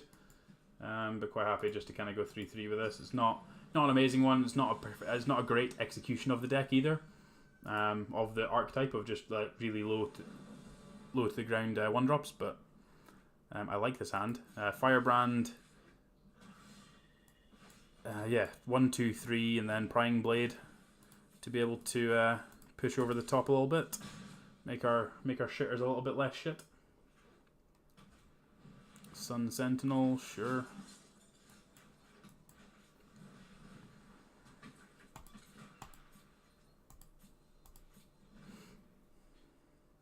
Thanks very much, Drew. Alright, you attacking me? Ouch.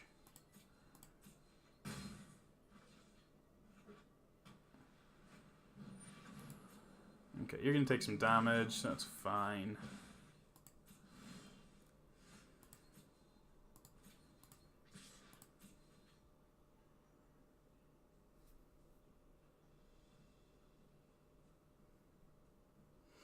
Yeah, that sounds about right. That's what that deck's very good and capable of doing.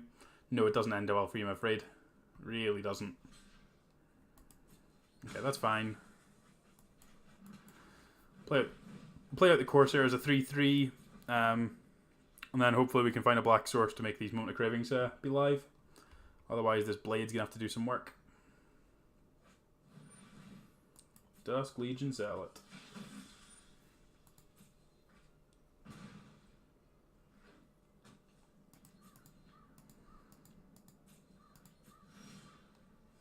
Sure Strike's a good draw.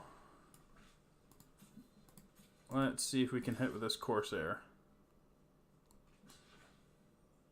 Try and get... Oh, please double block. That would be amazing if you double block.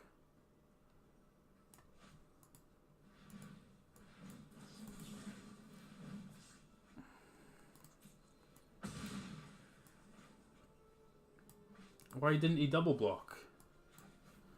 That's really sad. It would have been amazing if he double blocked.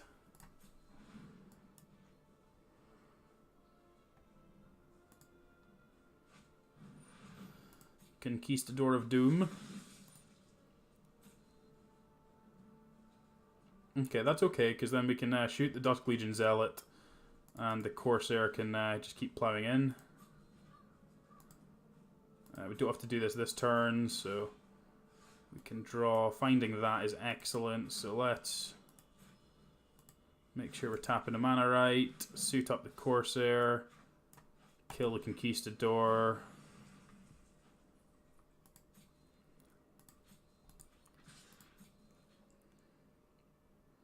Hit you.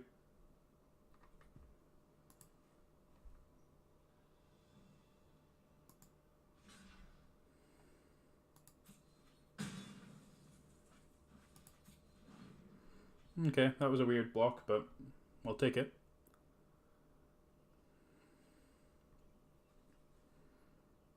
We've got another land, like another Conquistador. 2 Conquistadors would be kind of awkward, but just straight up murder my Corsair is fine with me.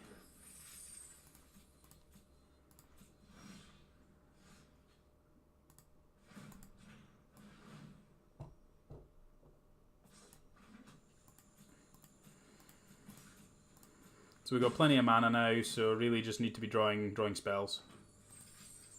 Just want some spells.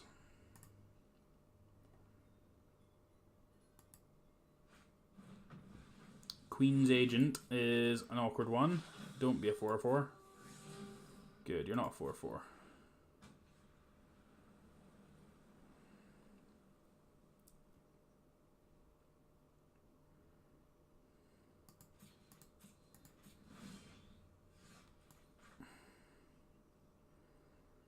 Buccaneers. Buccaneers is good. It's a 3/3. 3/3s are good. Let's push in with the Buccaneers. Yep, this is fine. Cool.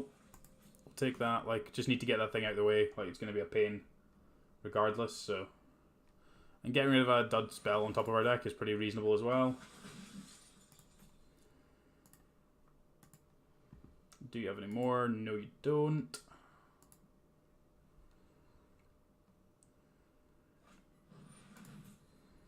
Okay, that one's good, but Not going to be amazing against his Moment of Craving. Gonna do this now. Got a pump spell, I got a pump spell. Cool. We like our lands today. This is a snap block. I think we might be dead, chat. They're on 17 and we've got lands. Oh, Dinosaur Hunter at least means that they can't block this with that.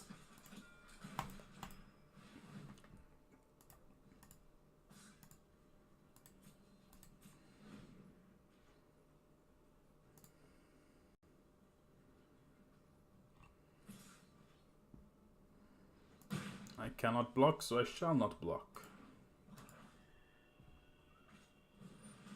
Baffling End, sure. That's a very, very good card against us, but pretty bad in the general scheme of things in this format. Conquistador.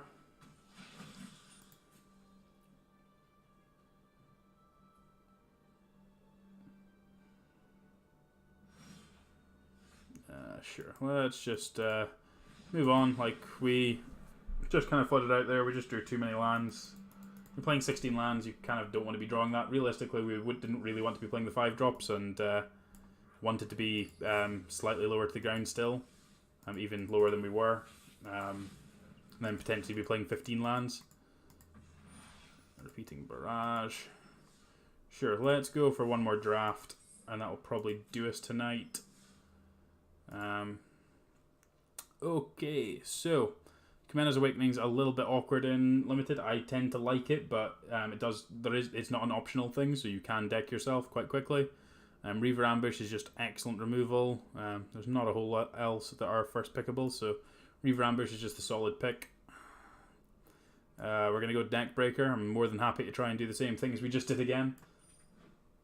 The card is excellent. Whee! Not going to bother looking at the other cards. Right, we're picking any red and black pirates here. Double Neck Breaker is pretty ridiculous. That's not a... not one, but we will put it in the sideboard anyway. We'll pick a freebooter just in case. Firebrand. Firebrand's good. Not playing any of those. Not playing that. Don't want to be playing that. Kind of died off. Like, this is the thing that I'm expecting these things to come much later and they're just not appearing. Yeah, we'll take a Bravado. Need the trick. The trick, this is the best trick. Just lets you cheat games out quite quickly. Yeesh, where are the pirates? There are no pirates in here. Moment of Craving's fine. Firebrand's good. Dinosaur Hunter. Another Firebrand. This is all fine. Quite happy with this number of Firebrands. Just want to be aggressive. Don't really want to be playing Dusk Charger here. If I can avoid it. Same with the Vampire Revenant. Same with the Plunderer, although it's probably slightly better than some of these other ones. We're only at 13 cards. I definitely should have taken the Strider Harness there, but I was doing that too quickly. Well, okay, right. Then that last pick, Highland Lake, we're just going to do the same as last time, and we're just going to try and get there. You know, we're just going to try. Prying Blade. I mean, Seeker Squire is excellent for this kind of deck. Obviously, it's not a pirate, but everything else is, so just being able to do that is going to be pretty good. Hijack is probably really good in this. Where are my pirates? Yikes, where are they at? I just want my shitty little pirates. March of the Drowned is going to be pretty good. Raider's Wake's probably pretty good too. I'll just have to keep picking Blight Keepers now. Okay, so that was kind of awkward near the end there. Really didn't see as many Probably just want to play Ravaging Goblins in this, actually, over some of these other things.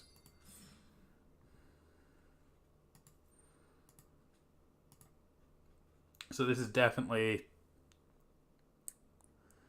I'm not even sure what we're supposed to be cutting. We've obviously got a lot of 1-drops. We just want to be aggressive. We've got Bravado, Sure Strikes. We've not got quite as much removal, but we're probably slightly more aggressive. Double Neckbreaker is ridiculous, so we're probably going to be slightly more consistent to that. This has got, what's it got, 17 lands? No, we don't want 17 lands.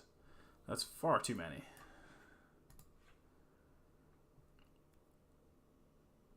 Probably actually want the extra black source, because we've got quite a lot of black 1-drops. So that should be 16 lands. Yeah, let's run with this. You think it's 15 lands? What would you put in? I think all of these cards are kind of medium, unless you just wanted to play like a Frenzied Raptor just as another thing.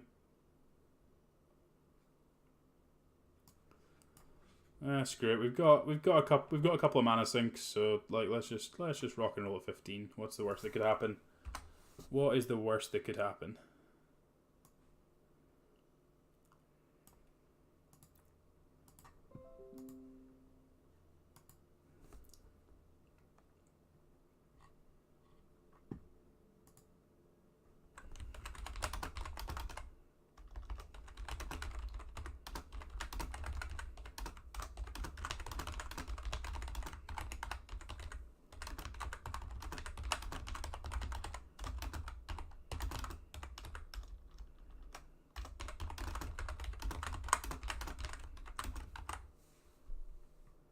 Spirit Chiller, thanks for the follow.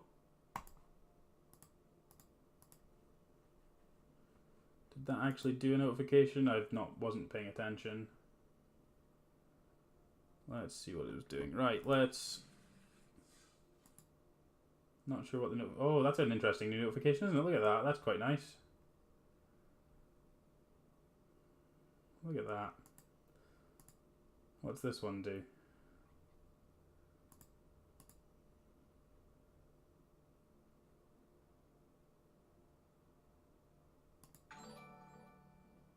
What's that one look like? Oh, I did that one. Okay, yeah, sure. What's this one look like? You gonna show me? That one's still the same. Okay, I'll need to figure out how these things work. Still getting the hang of all these these extra add-ons and things you can get.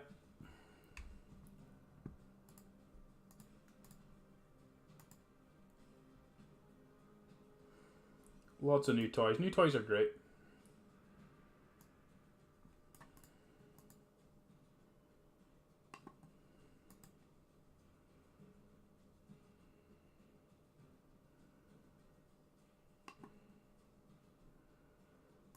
Alright, let's see how we get on with this. This 15 land special.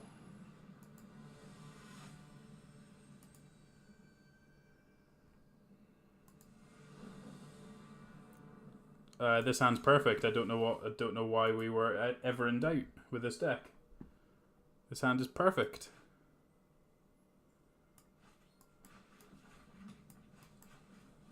Play a Firebrand, smash you. The fact that we've got the Singleton Island to be able to cast the Beckett Brass just kind of says it all, doesn't it? And now we've got the land to be able to cast it.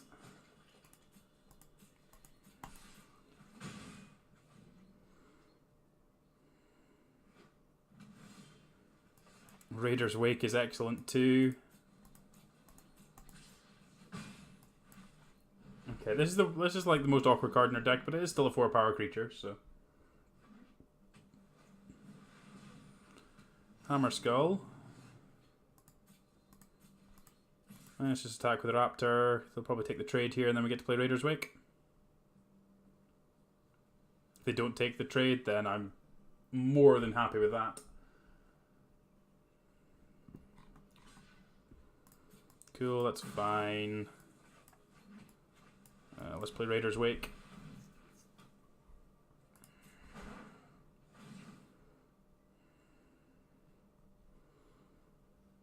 Raider's Wake's another good option to be able to deal extra damage just by throwing throwing stuff at them. So like even if this Firebrand was going to die, just being able to throw it at them to deal them an extra 2 damage, make them discard another card is going to be reasonable. So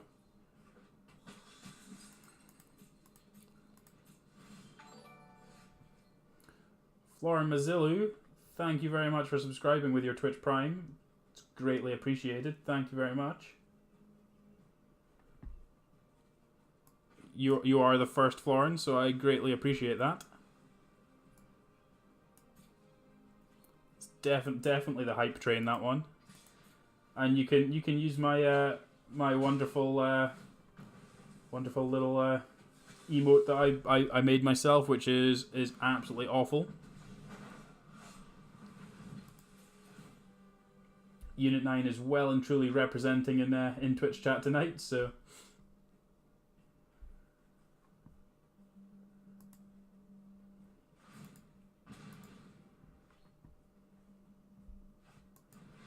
Pirate's Prize, sure. How have I drawn so many lands? Like, I'm a 15 land deck and I've still drawn 6.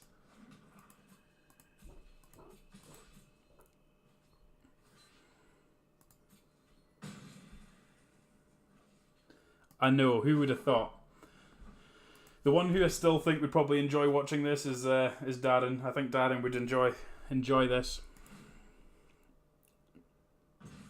We'll get everyone in Unit 9 over to the dark side at some point. Arena Shuffler is far too strong. Right, what have you got, opponent? Famished Paladin. That's annoying because that's a 3/3. Yikes! The lands.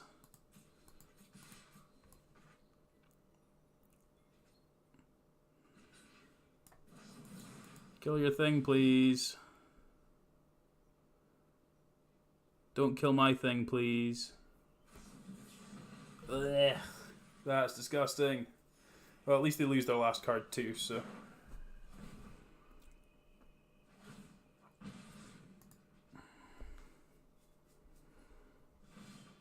Oh my god. Drew, you were right. Definitely was correct to only play the 15 lands, because otherwise we would be flooding out even worse than we currently are.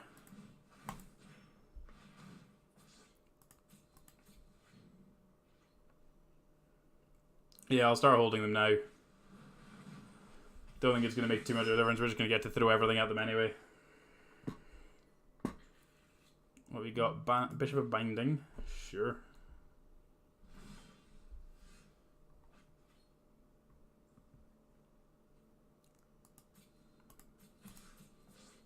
What do you want to block with? Sure. I'm probably supposed to hold that. Just to make this bishop dead for a turn.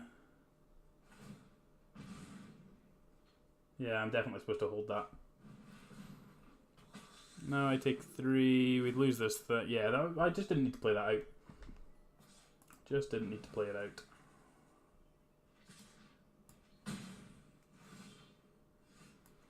Well, there's neck breaker, so.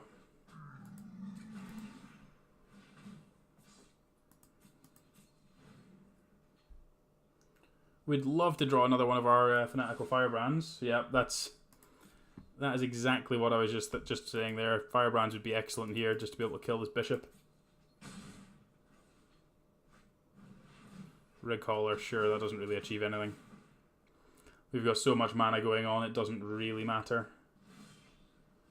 Blightkeeper. Blightkeeper's probably pretty good.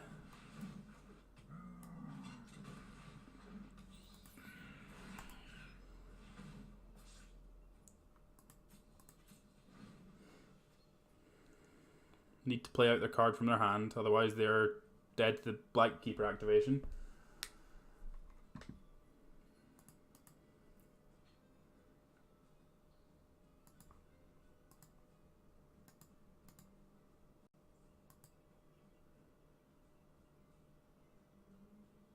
Thanks everybody for hanging out tonight. Good to see so many people kicking about in chat. And thank you very much again, Florin, for the old Twitch Prime there. First subscriber on the channel, so that's super exciting and super hype. Absolutely wonderful. I'll take my 3 and like it. I'll take some more and like it. Sailor of Memes. Well, that was that's an interesting choice. So 3, 5, 6, 7. So I can attack with these. They have to double block, and they have to basically have to double block or chomp block. Double block or chomp block.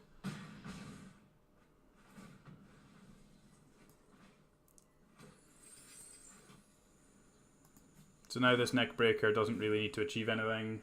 It's done its job. Sailor of Memes is one of the best cards in the set. In this draft format, it's one of the best things to be doing. I'm wondering what their green cards are, because they've obviously got some kind of green cards. They've got two forests in play, and they've only played blue and white ones, so they must have something reasonable. Sanguine Glorifier, that would be awkward if they put a counter on the bishop. Hopefully they go for the Forerunner. I've gone for the bishop. Just resolve everything. So we take a chunk of damage here. So it's 4, it's 10. We go to 2. Yikes, the land.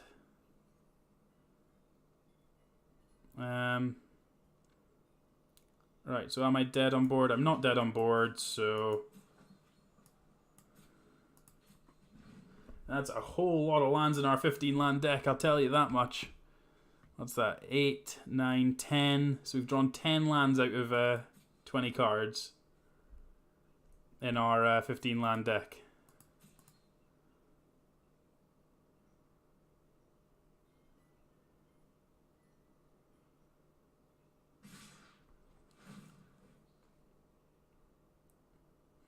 Bishop needs to pump itself.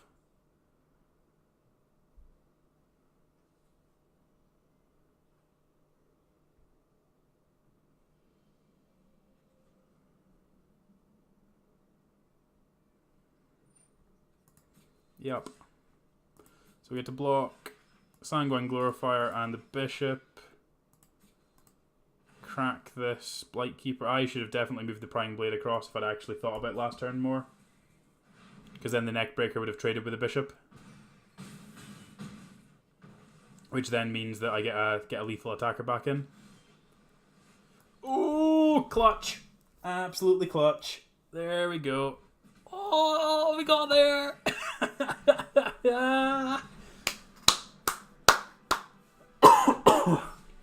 Oh, easy game, easy life. Never in doubt at any point in time.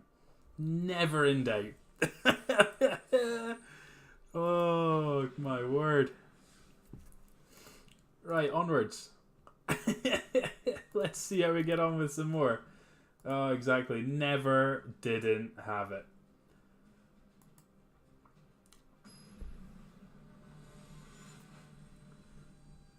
Never didn't have it. Always had it from the start. Don't worry about anything. Oh, on the play, I can't keep this, can I? No, I can't keep it. This is much better. So, Scoundrel on 1 is more output damage than Firebrand.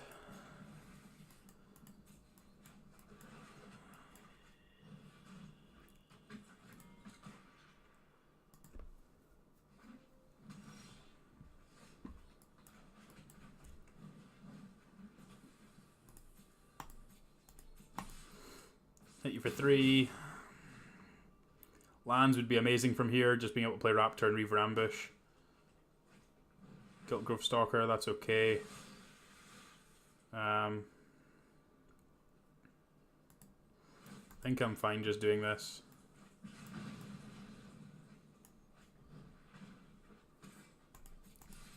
Missing the land drop's kind of awkward there, but like obviously we've got some decent draws. Like lands and spells are going to be pretty good. We don't have too many cards that aren't we can't cast in our deck, so any lands are good.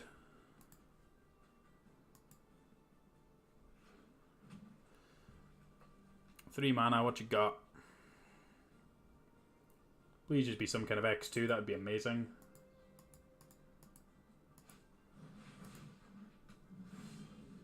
Nope. Okay, let's try and force the block. This is going to encourage them to block.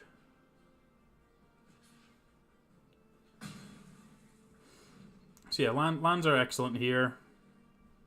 Obviously we're going to go flood in the last game and now we're going to screw in this one because we're 15 lands, but c'est la vie, that is the way it goes.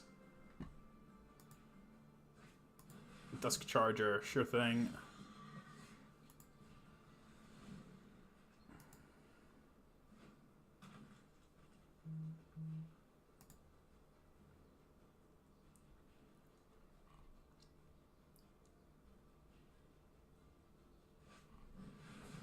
Okay, you got another 3/3.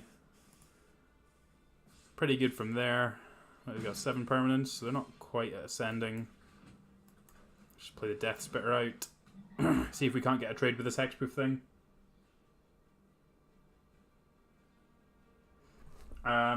Depends on how bad I feel it's doing. Like, so if I felt like I'd made an actual mistake when I was deck building, then I would potentially change something quite quickly. But I would tend to just leave it the same across the whole run. Oh, they had a Reaver Ambush. That's rude. So they've got 5, 6, 7, 8. Need to get rid of this Dust Charger because if it becomes bigger, I don't think I've got a whole lot of chance. Maybe I'm just supposed to play the Freebooter now. Now that I've drawn the land, I think I'm just supposed to play this. And then hopefully just be able to cheese things out with this Neckbreaker. Potentially draw a Firebrand. Maybe just push in a heap of damage. That'd be awesome, but would involve a fair chunk of luck.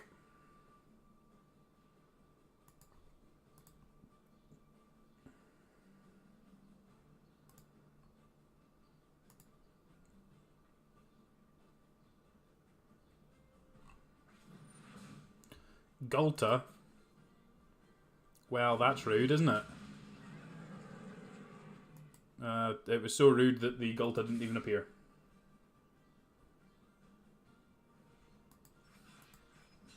I'm just going to block here. Doesn't actually matter. Have they got something else too? It doesn't matter. We're dead. We are very dead. Right, cool. On to the next one.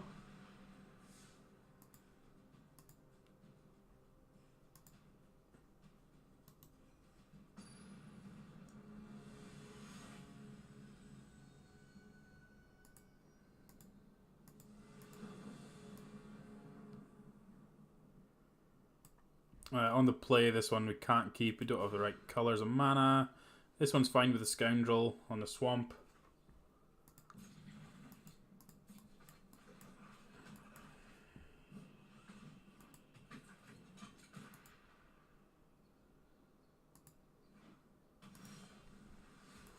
Raider's Wake's a good one as well.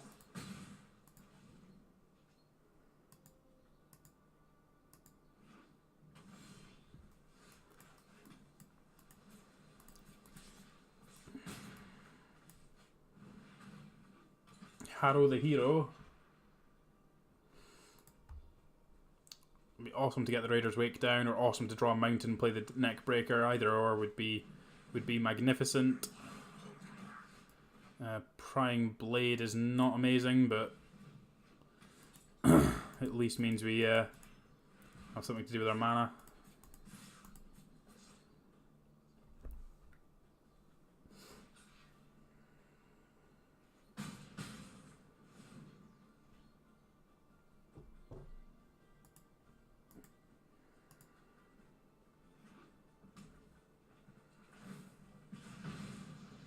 Let me guess, they're casting a pirate. Stormfleet Sprinter, sure. I'll take my 2. Be really nice to draw the mountain here, so this Dinosaur Hunter's a 5 power creature.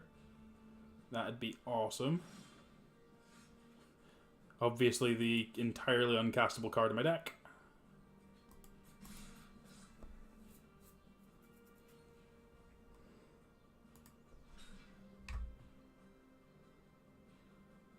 And just for the record, this is why I like playing mid-range decks rather than aggro decks. Because this is what happens when I play aggro decks. Doesn't matter what kind of aggro deck I'm playing, this is what happens. I either entirely flood out or I entirely screw, and I just get really frustrated with myself for having registered the deck that I was registering. But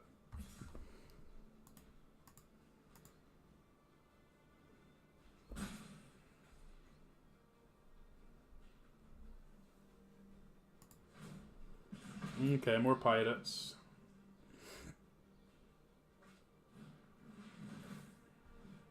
Three is annoying.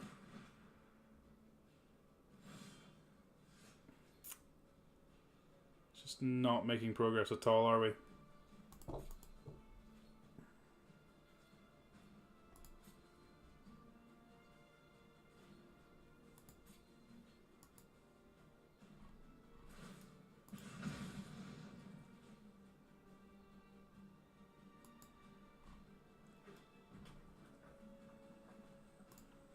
Don't feel like we're winning this one either.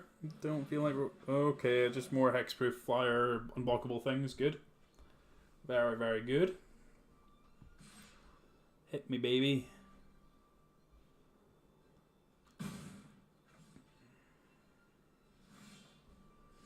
Okay, I'm done with this game. Let's try and just have a good hand where we don't have to mulligan. That'd be amazing. Let's just try and get one more nice kill with it, this deck, and then we'd be content. This is kind of taken away from the first 7 win draft we had today, so we'd really like to finish on a high note at some point. I really like this hand.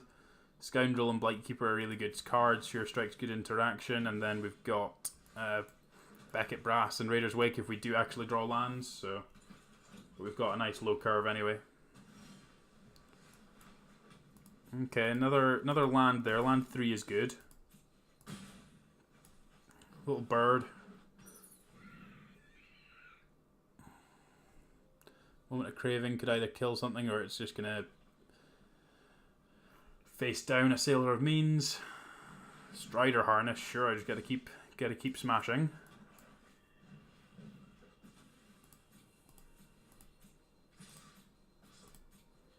Here on 14, go.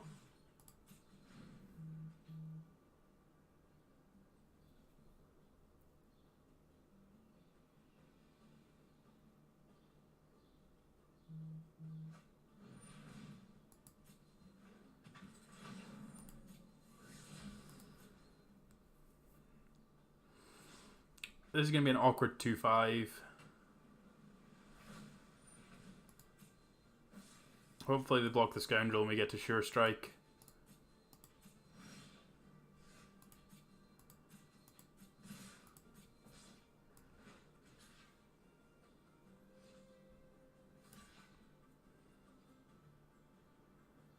I think I'm okay with this.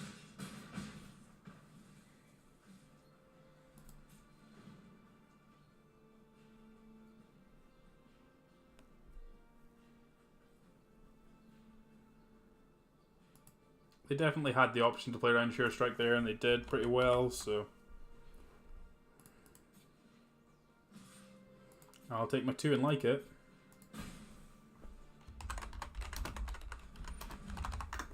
Crested Herd Collar is disgusting.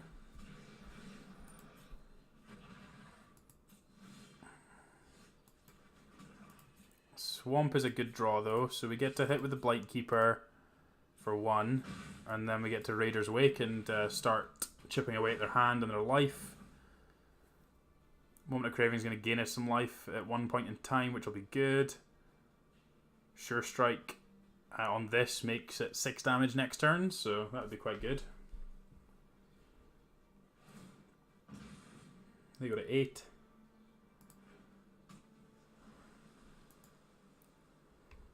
If they get aggressive and attack with everything, then we get to push back even harder, so yikes.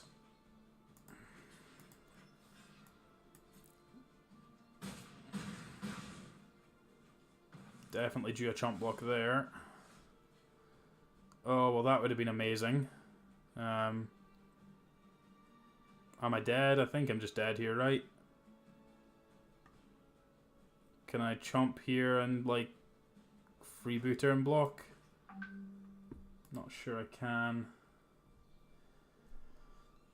Yikes, that was, like, literally the worst card they possibly could have had, wasn't it?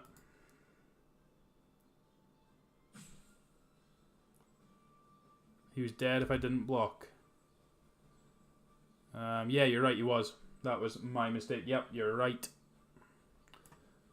And now we're dead. Yeah, I was just kind of focused on I need to stop myself from taking damage. I didn't actually check and do the math. You're absolutely 100% spot on the money. So, yeah. Let's crack the packs and then we can do one more draft, seeing as those ones didn't take particularly long. Hopefully we can have a slightly more successful one to finish off the night.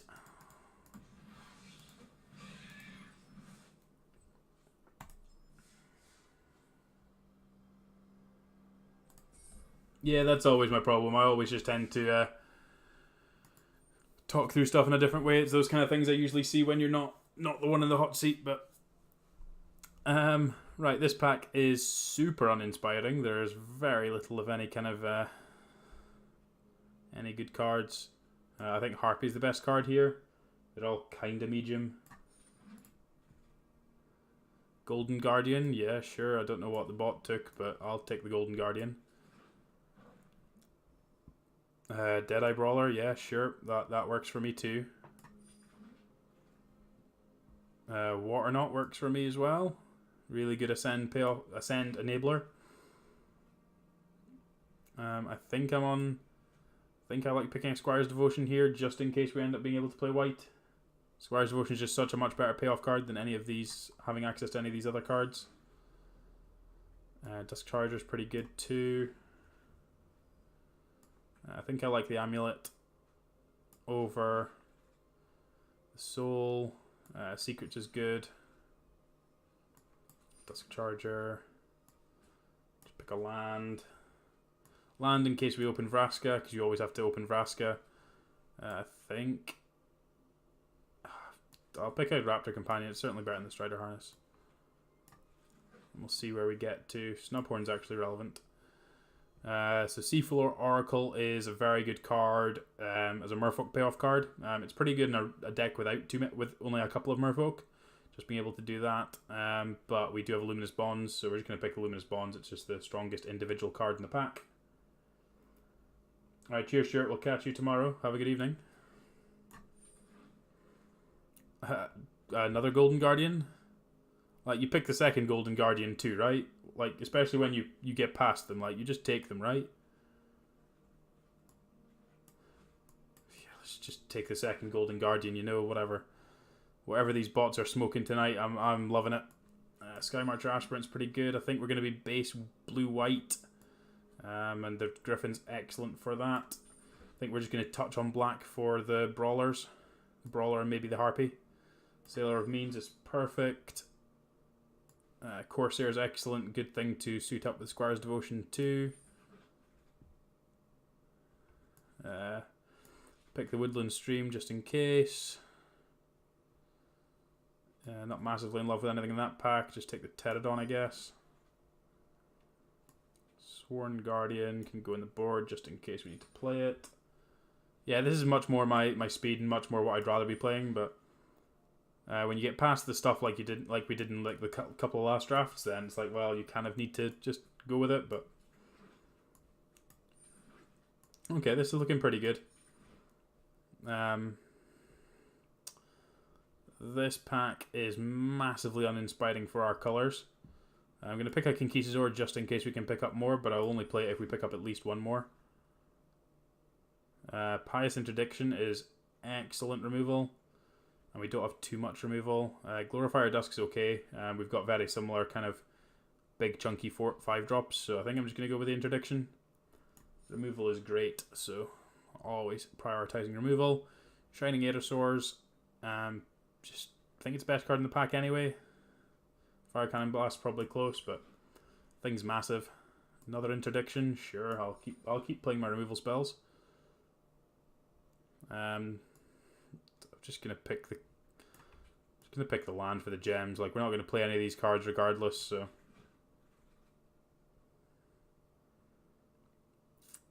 I think we're likely to play the Pterodon Knight here. We've got enough big dinosaurs.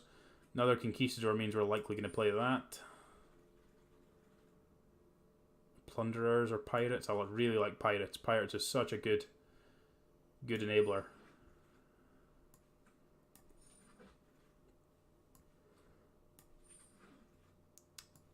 This is much better and much more how I prefer to play this format. The kind of deck that we had before is like, it's fine, but it's very difficult when you've got quite so much of the. You've got quite a lot of the Sailor of Means type cards, so it's very difficult to actually push through damage at any kind of point. I want to be cutting creatures here. Guess these Pterodons are just the worst things in my deck. Dust Charger, I think, as I still want access to those as extra payoffs. Maybe I'm supposed to play the Pterodons over the Dust Chargers. I kind of want Dust Charger's the best thing to help us get these Golden Guardians turned on, so I think I want to do that. Yeah, let's go with this. Let's go with this and see how we get on with this.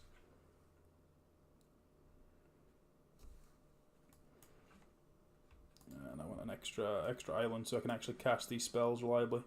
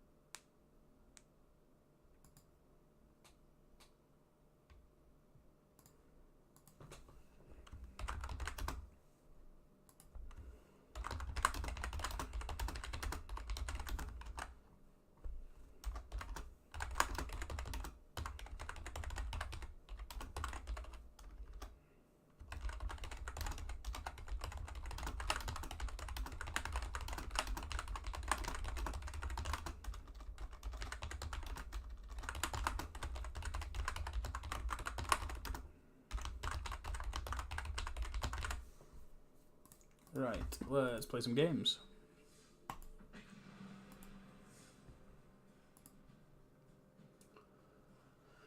So I'm gonna be looking to do a daytime stream next Thursday or Friday, potentially both. It'd be good to hear what times people would be able to tune in. I'm on holiday all of next week, so looking to try and take advantage of that and see if I can't get my streaming hours up a little bit through the day. When I've got a little bit more time. So it'd be good to see when people are able to tune in. So I'm kind of open to just playing to what you guys can watch. I'm not got any other plans at the moment, or certainly not ones I can't work around. So it'd be good to see when folks are able to watch. I think I can play a slightly slower game. I don't think I need to play the secrets yet. They haven't really done anything. We're not digging for anything, so I'd rather try and hold it and get the extra card off it. Certainly, seeing as in this deck we don't have too many forms of card advantage for later in the game.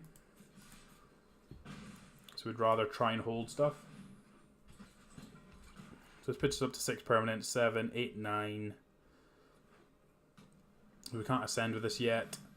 Soul of the Rapids is fine. Not too concerned about that one.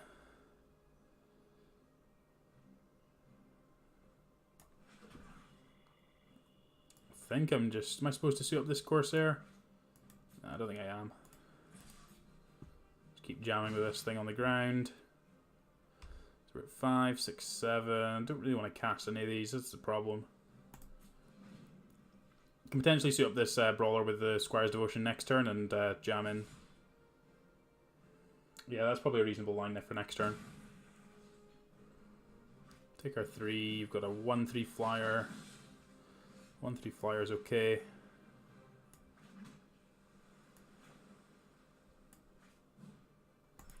Let's try and suit up this brawler. That's stuck. That's wonderful for us.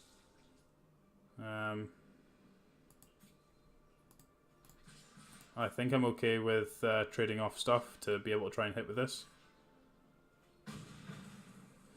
That works for me. And then we get to draw 3, so...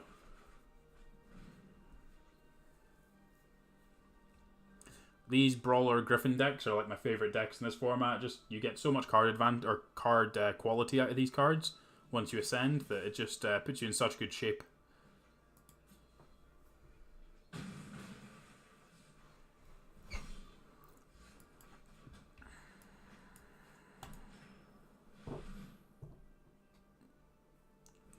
Would really like that thing to not block.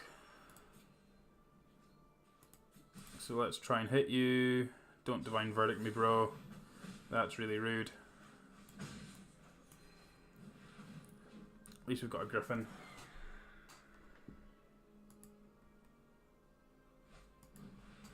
Oh, that's disgusting. Right, we are kind of low on cards now, so wow, they've got the Mono River Darter deck, haven't they?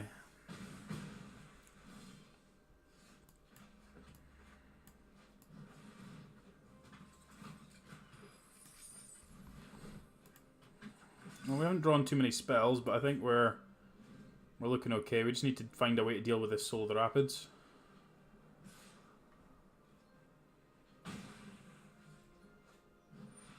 Pterodon's not particularly good for us. More land is even worse for us. We're just having a good old case of the Floods tonight. That's 11 lands out of 19 cards. Having drawn 3 extra cards, and it's like, well, at that point, like, are we actually going to be winning these kind of games? Probably not. We take 5 here, so we need a dinosaur, or we need a way to do something. Well, at least that's the dinosaur.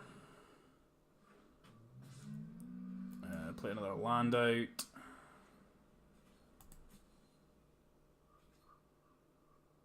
Kill my knight. Yeah, sure, fine. Well, not drawing lands isn't going to help us, so let's try and... Or not drawing spells.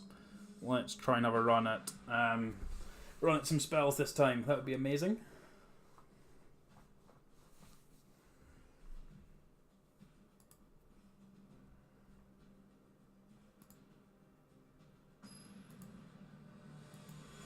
Again, thanks everyone for hanging out tonight. It's been good to see so many people on a Thursday night, so... Really happy with the numbers we've had.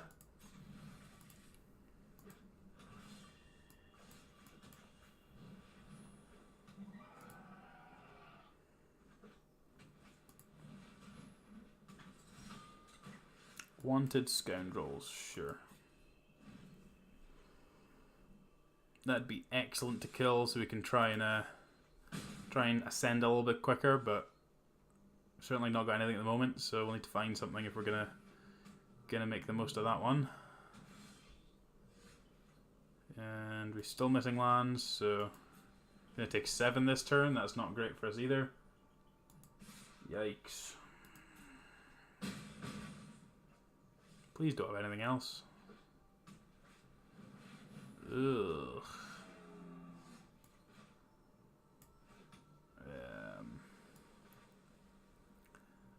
I just have to make the Raptor Companion sleep, don't I? Ugh, this is awful.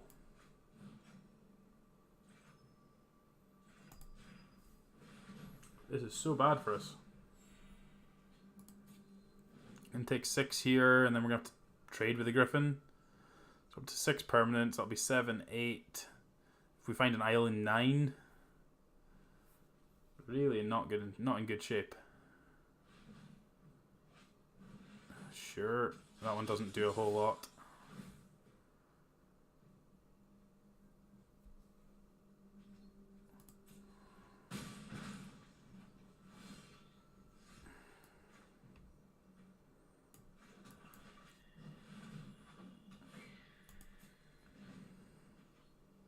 Not sure quite how we... Well, I know how we fell behind. They played a 2-mana 4/3, but... block here. Hope you have nothing. You do have nothing at least, so we're not dead yet. If we have another creature, we basically are. Oh well. Okay, right, so if this whole draft goes tits up, we'll do one more, because I feel like we deserve to finish on a high note, and this is certainly not going to plan.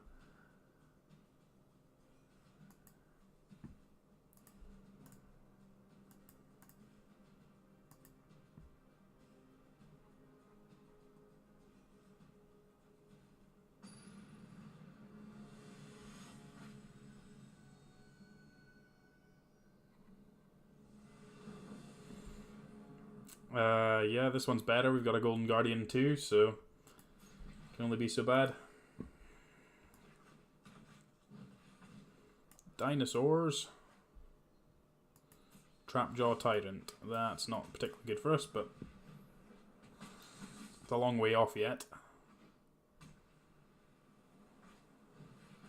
Wild Growth Walker, sure. Oh, that was a mistake. I thought I had flying. Never mind. Ugh. This is going just about as well as I thought it would. Vomit.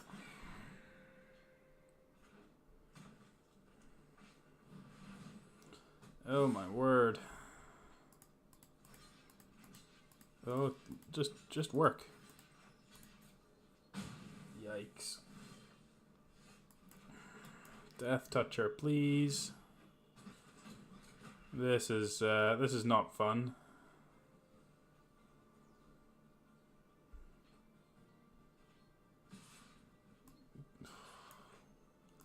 I just can't block. It's gonna be a Divine Verdict, so. Okay, they didn't have a land there, so.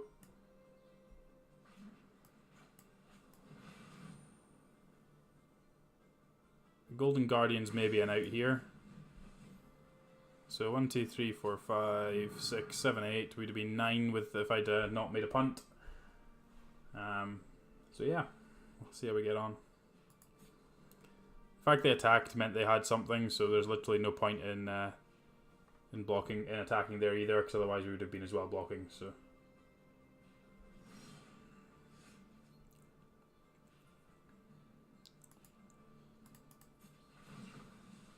Let's find another island.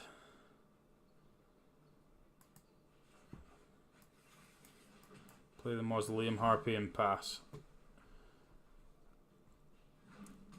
Once we get ascended, we can start to try and do stuff, but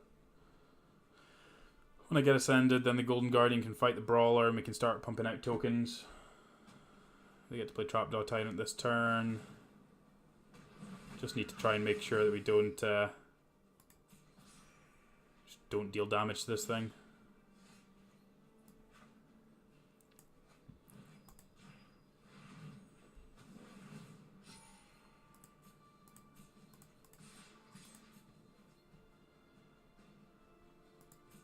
Get to draw a card with the Brawler.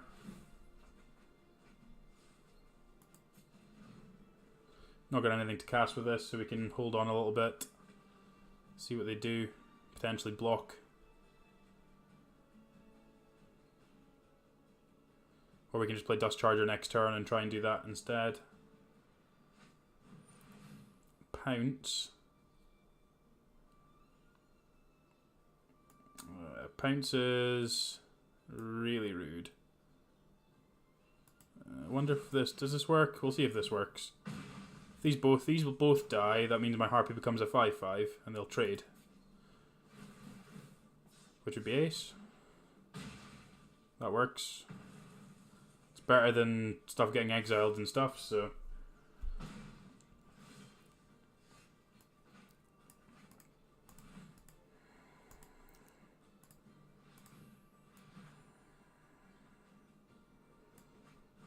Can make a token at the end of turn.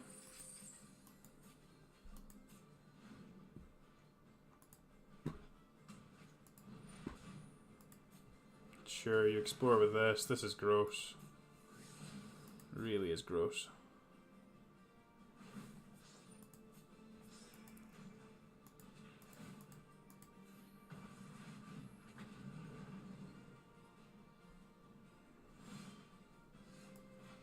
Just being able to churn out 4/4s isn't the end of the world though, so we're not in a hurry at all, so just going to keep churning out 4/4s. I have to deal with them at some point. Our life total's high enough. Don't have to worry too much. Another Armasaur, that's kind of annoying.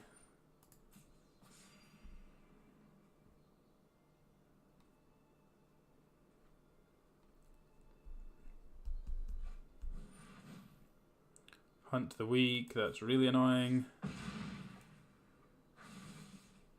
was expecting something like that, but it's just annoying. The Wild Growth Walker growing out of control with these sapling triggers is just... yeah, we're not in good shape here at all.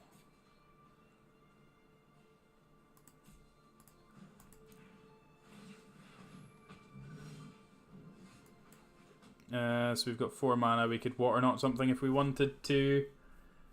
Or we can play Dusk Charger and the Aerosaur. We better just doing that and getting my stuff down for a turn.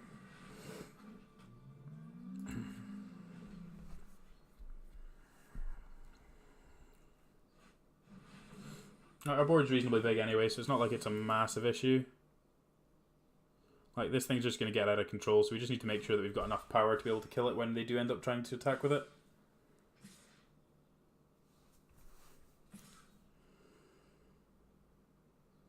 I'll quite happily get rid of this thing.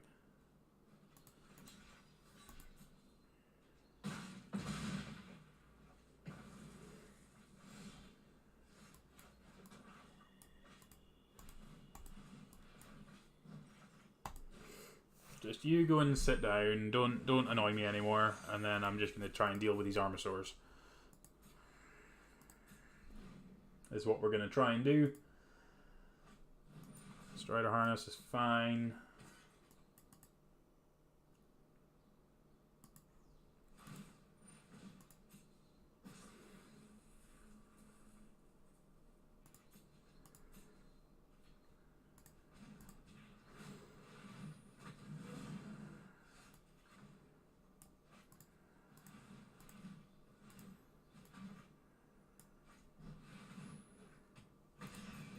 Second Golden Guardian is excellent for us here. Going to mean that we could just pump out multiple 4/4s a turn. That's going to be our potential way to get out of this situation.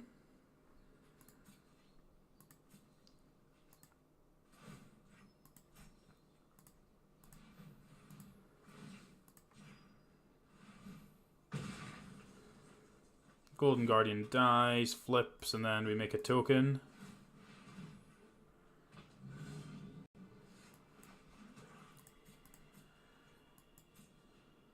Probably start attacking in the air now. We're going to make 8 power and 8 toughness every turn.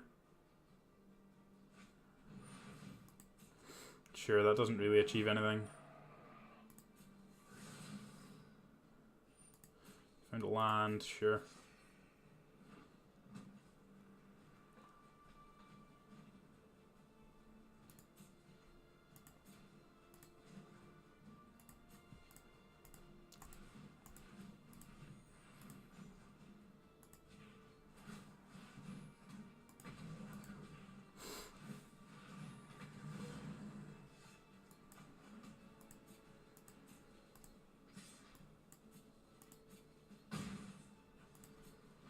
Hopefully we can just go wide enough at some point that we can get them, but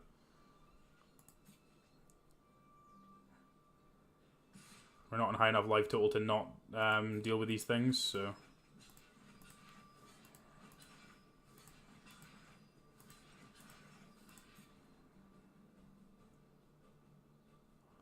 put them all in the way, please.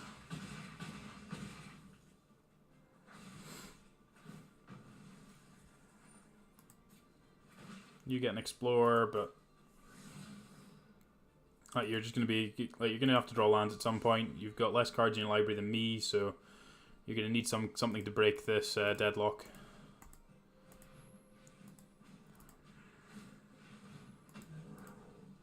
The old double Golden Guardian doing some work.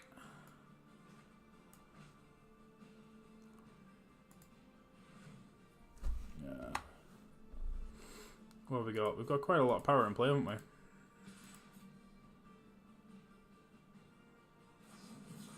Sure.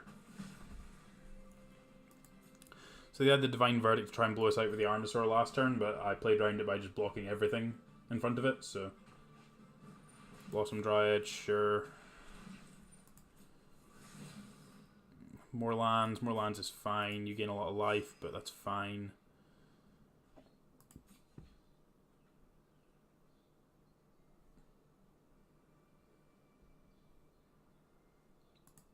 This game's been cool.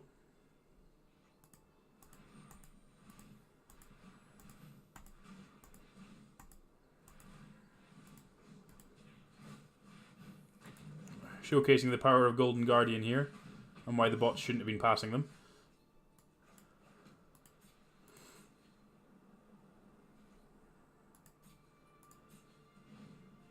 Like, we just need to get an overlap of them not playing a creature for a turn. Them playing a flyer there is kind of annoying. Luminous Bond's going to have to deal with that one. There's a real chance of them decking here, so we've got that going for us too.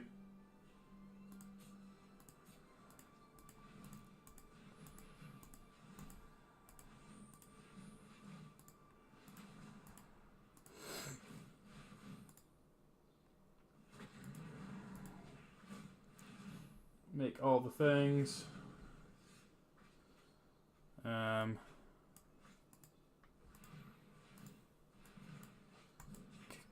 Bonds this Pterodon. Don't know why they didn't move the Strider Harness across and hit me for 7 last turn. That would have been quite scary. Guess I can probably just attack with all these 4/4s, right?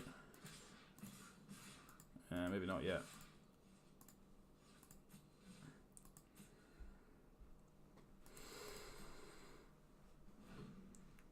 Like, I need an overlap of 10 creatures, and I've got 11 at the... an overlap of... I need 10 creatures to get through. At the moment, they're going to have 1, 2, 3, 4, 5 blockers. So at the moment, we've got 6 overlaps. So 2 turns if they don't draw anything. And then we can kill them. Just manually tapping so these stupid gold forge garrisons don't tap each other.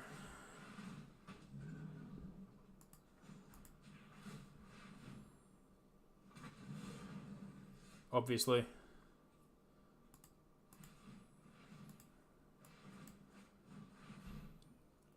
Play Conquistador out. What have we got left in library? We've still got Squire's Devotion, Pious Interdiction, and Secrets. So we've still got some good draws left in our deck. That can help us if they do find something. Like they do have... They've still got all their lands in their deck, so they've still got 4 lands in their deck, or potentially 1 in their hand. And we're only a turn away from being able to smush them, so...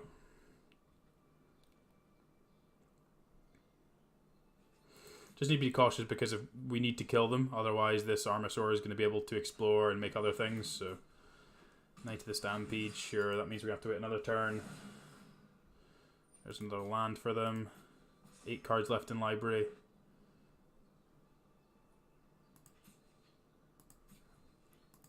One, 2, 3, 4, 5, 6, 7, 8.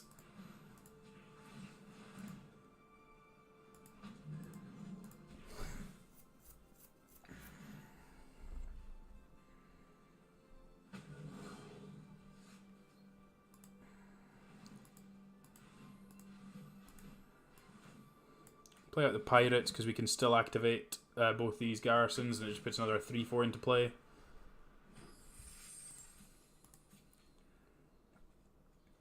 So they got 1, 2, 3, 4, 5, 6. So we've got an overlap of 8 of these, 9.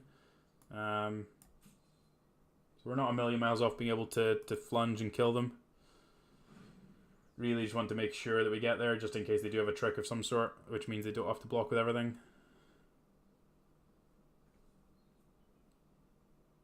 feel like we can be extra cautious here. They've got to do something because they're going to deck first, so...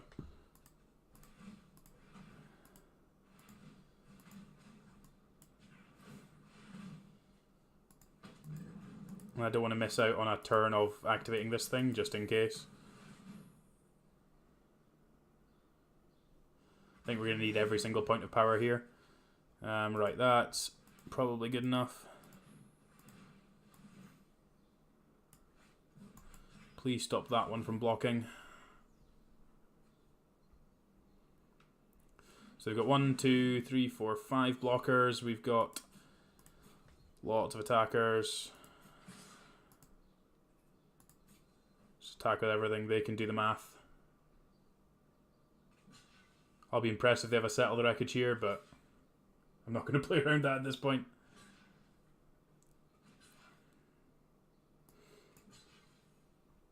Take 60.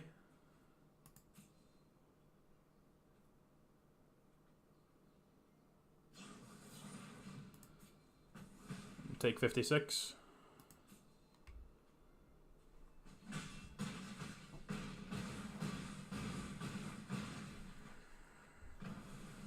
Sweet. That was an awesome game. We managed to beat the Path of Discovery Wildgrowth Walker deck with the old double Golden Guardian draw, which worked out really nicely for us for the first win on the board. Okay, so regardless of the results of this will be the last draft of the night now. That game took quite a while, so I think that game probably took longer than most of the other ones combined.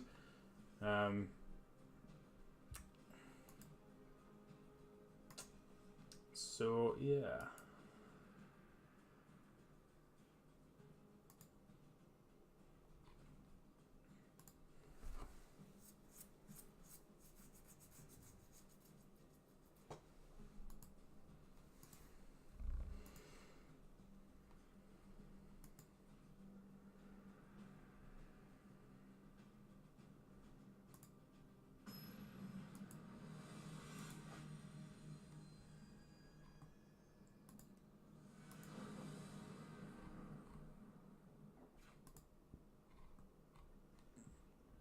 This one's fine. Waterknot and Corsair.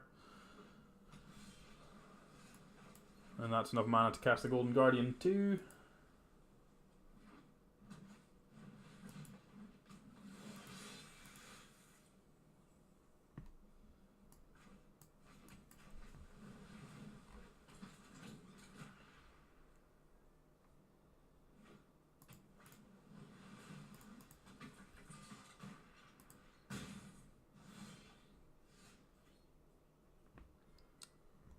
Am I just supposed to Squire's Devotion here? I think I'm just supposed to Squire's Devotion here. Like, if they have a bounce spell, they have a bounce spell, but lets us race pretty effectively here.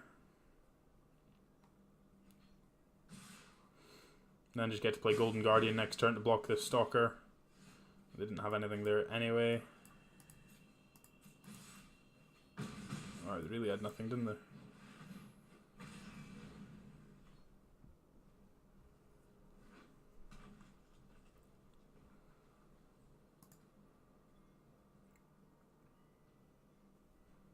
I potentially should have played the Pterodon Knight there so I could still try and be aggressive.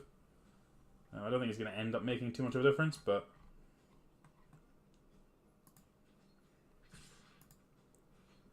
Yep. Bounce my Corsair, sure thing.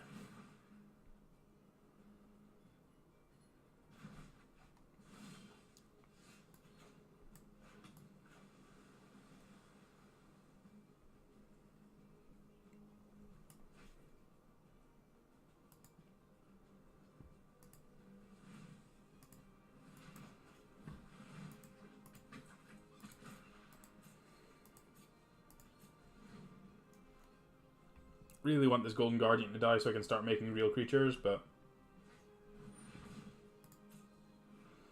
Okay, that's fine, because their stuff's not ever... Their Merfolk aren't getting through, so...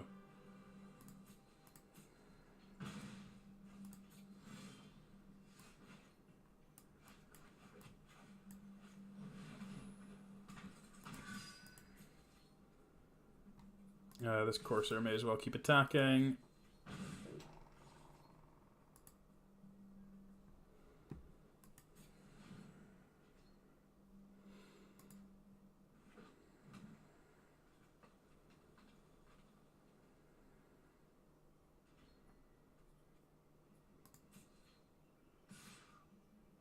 Ouch.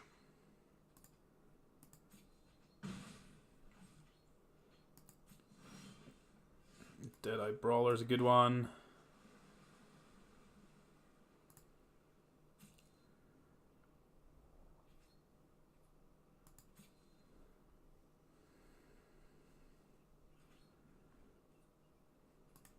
I think I'm fine with them playing the Windstrider and killing this. Because then I get to water not the Windstrider. I really just don't want them... okay, Crashing Tide works perfectly well for me as well. I just didn't want them to be able to draw cards with their thing if they did have it. So I would rather trade off my guy to stop them doing that. Instead, we get to play the Brawler out. Means we'll get to start pushing some damage in. It means we can flip this Golden Guardian when we want to. Dreadmaw of Doom.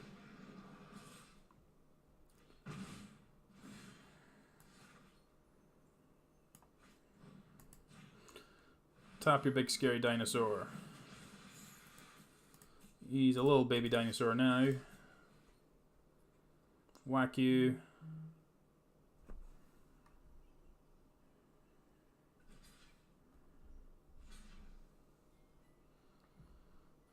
Yeah, fine with this. I think I'm fine with this. I don't think I need to flip the Golden Guardian here. Just kill all their stuff.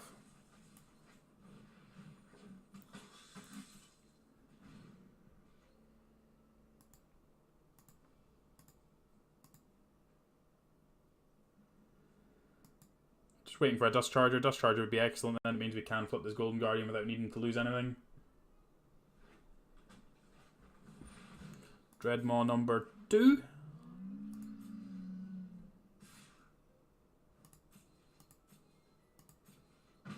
Go to 11. Amulet. Crack the amulet. Try and find something more interesting.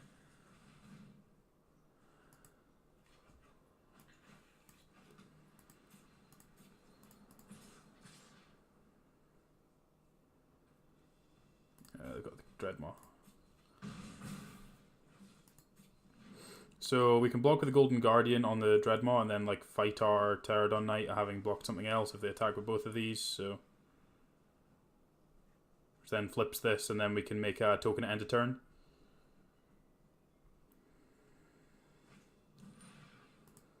Jade Guardian, sure. Put a counter on your Oracle. Or put a counter on itself.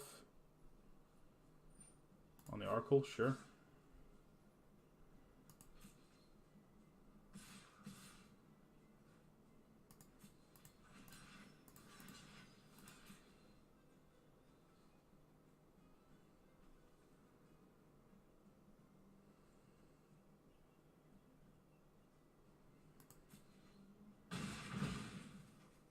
That's interesting. That's a really interesting way to do that. By interesting, I mean I'm not sure why they did it that way. It's like now we get to fight our token to flip it.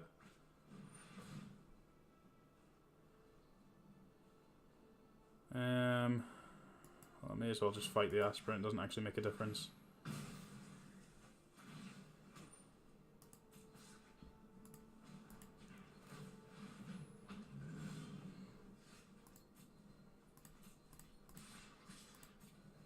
You must block. I will quite happily kill your Oracle because I just don't want you ever drawing extra cards. Play another land and pass.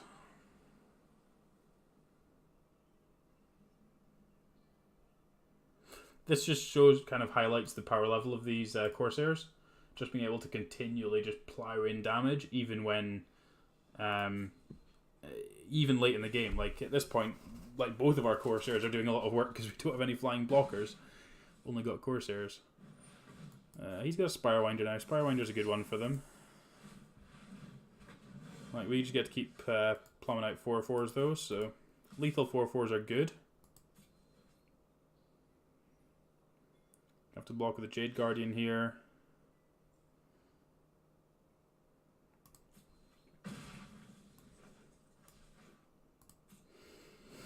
Just want to keep playing lands out. Can't really afford to attack here. You've got a trick. What you got?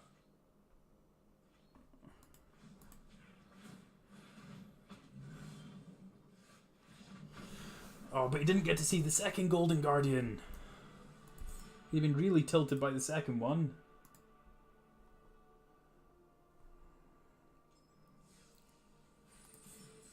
Right, onwards.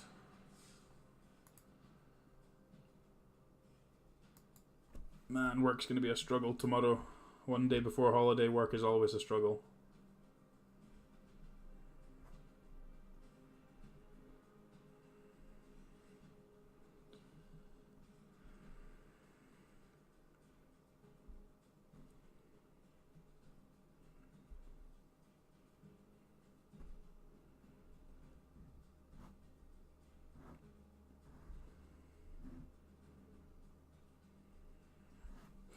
Come on, opponents. Someone come and fight me.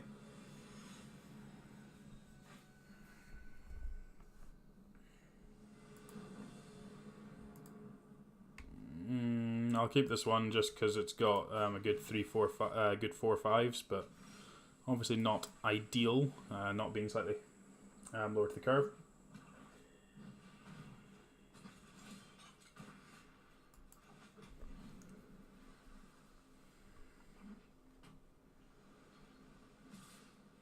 Yep. Ouch.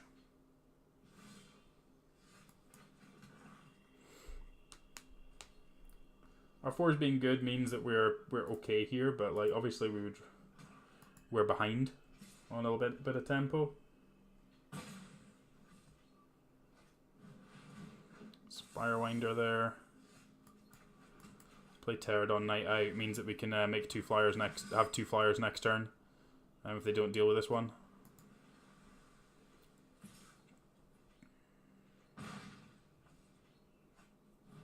Air Elemental. Flyers are big flyers.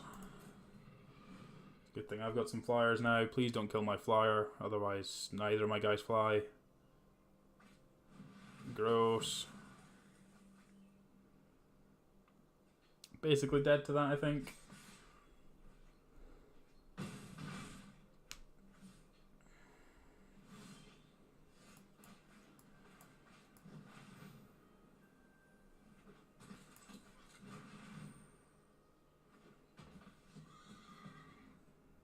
Just gonna hit with the Pterodon Knight because it's not blocking, so may as well attack.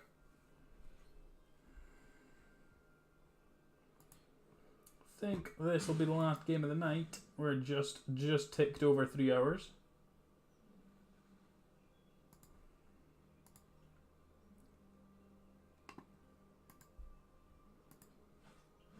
Mausoleum Harpy, yep, that's gross. Problem is that I'm not dealing with their things that aren't they're anything really.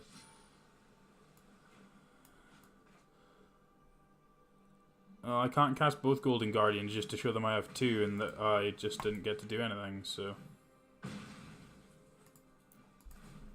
cool. We're dead. We kind of got unlucky with some of our draws, but we certainly didn't. We certainly peaked early with our first deck of the day.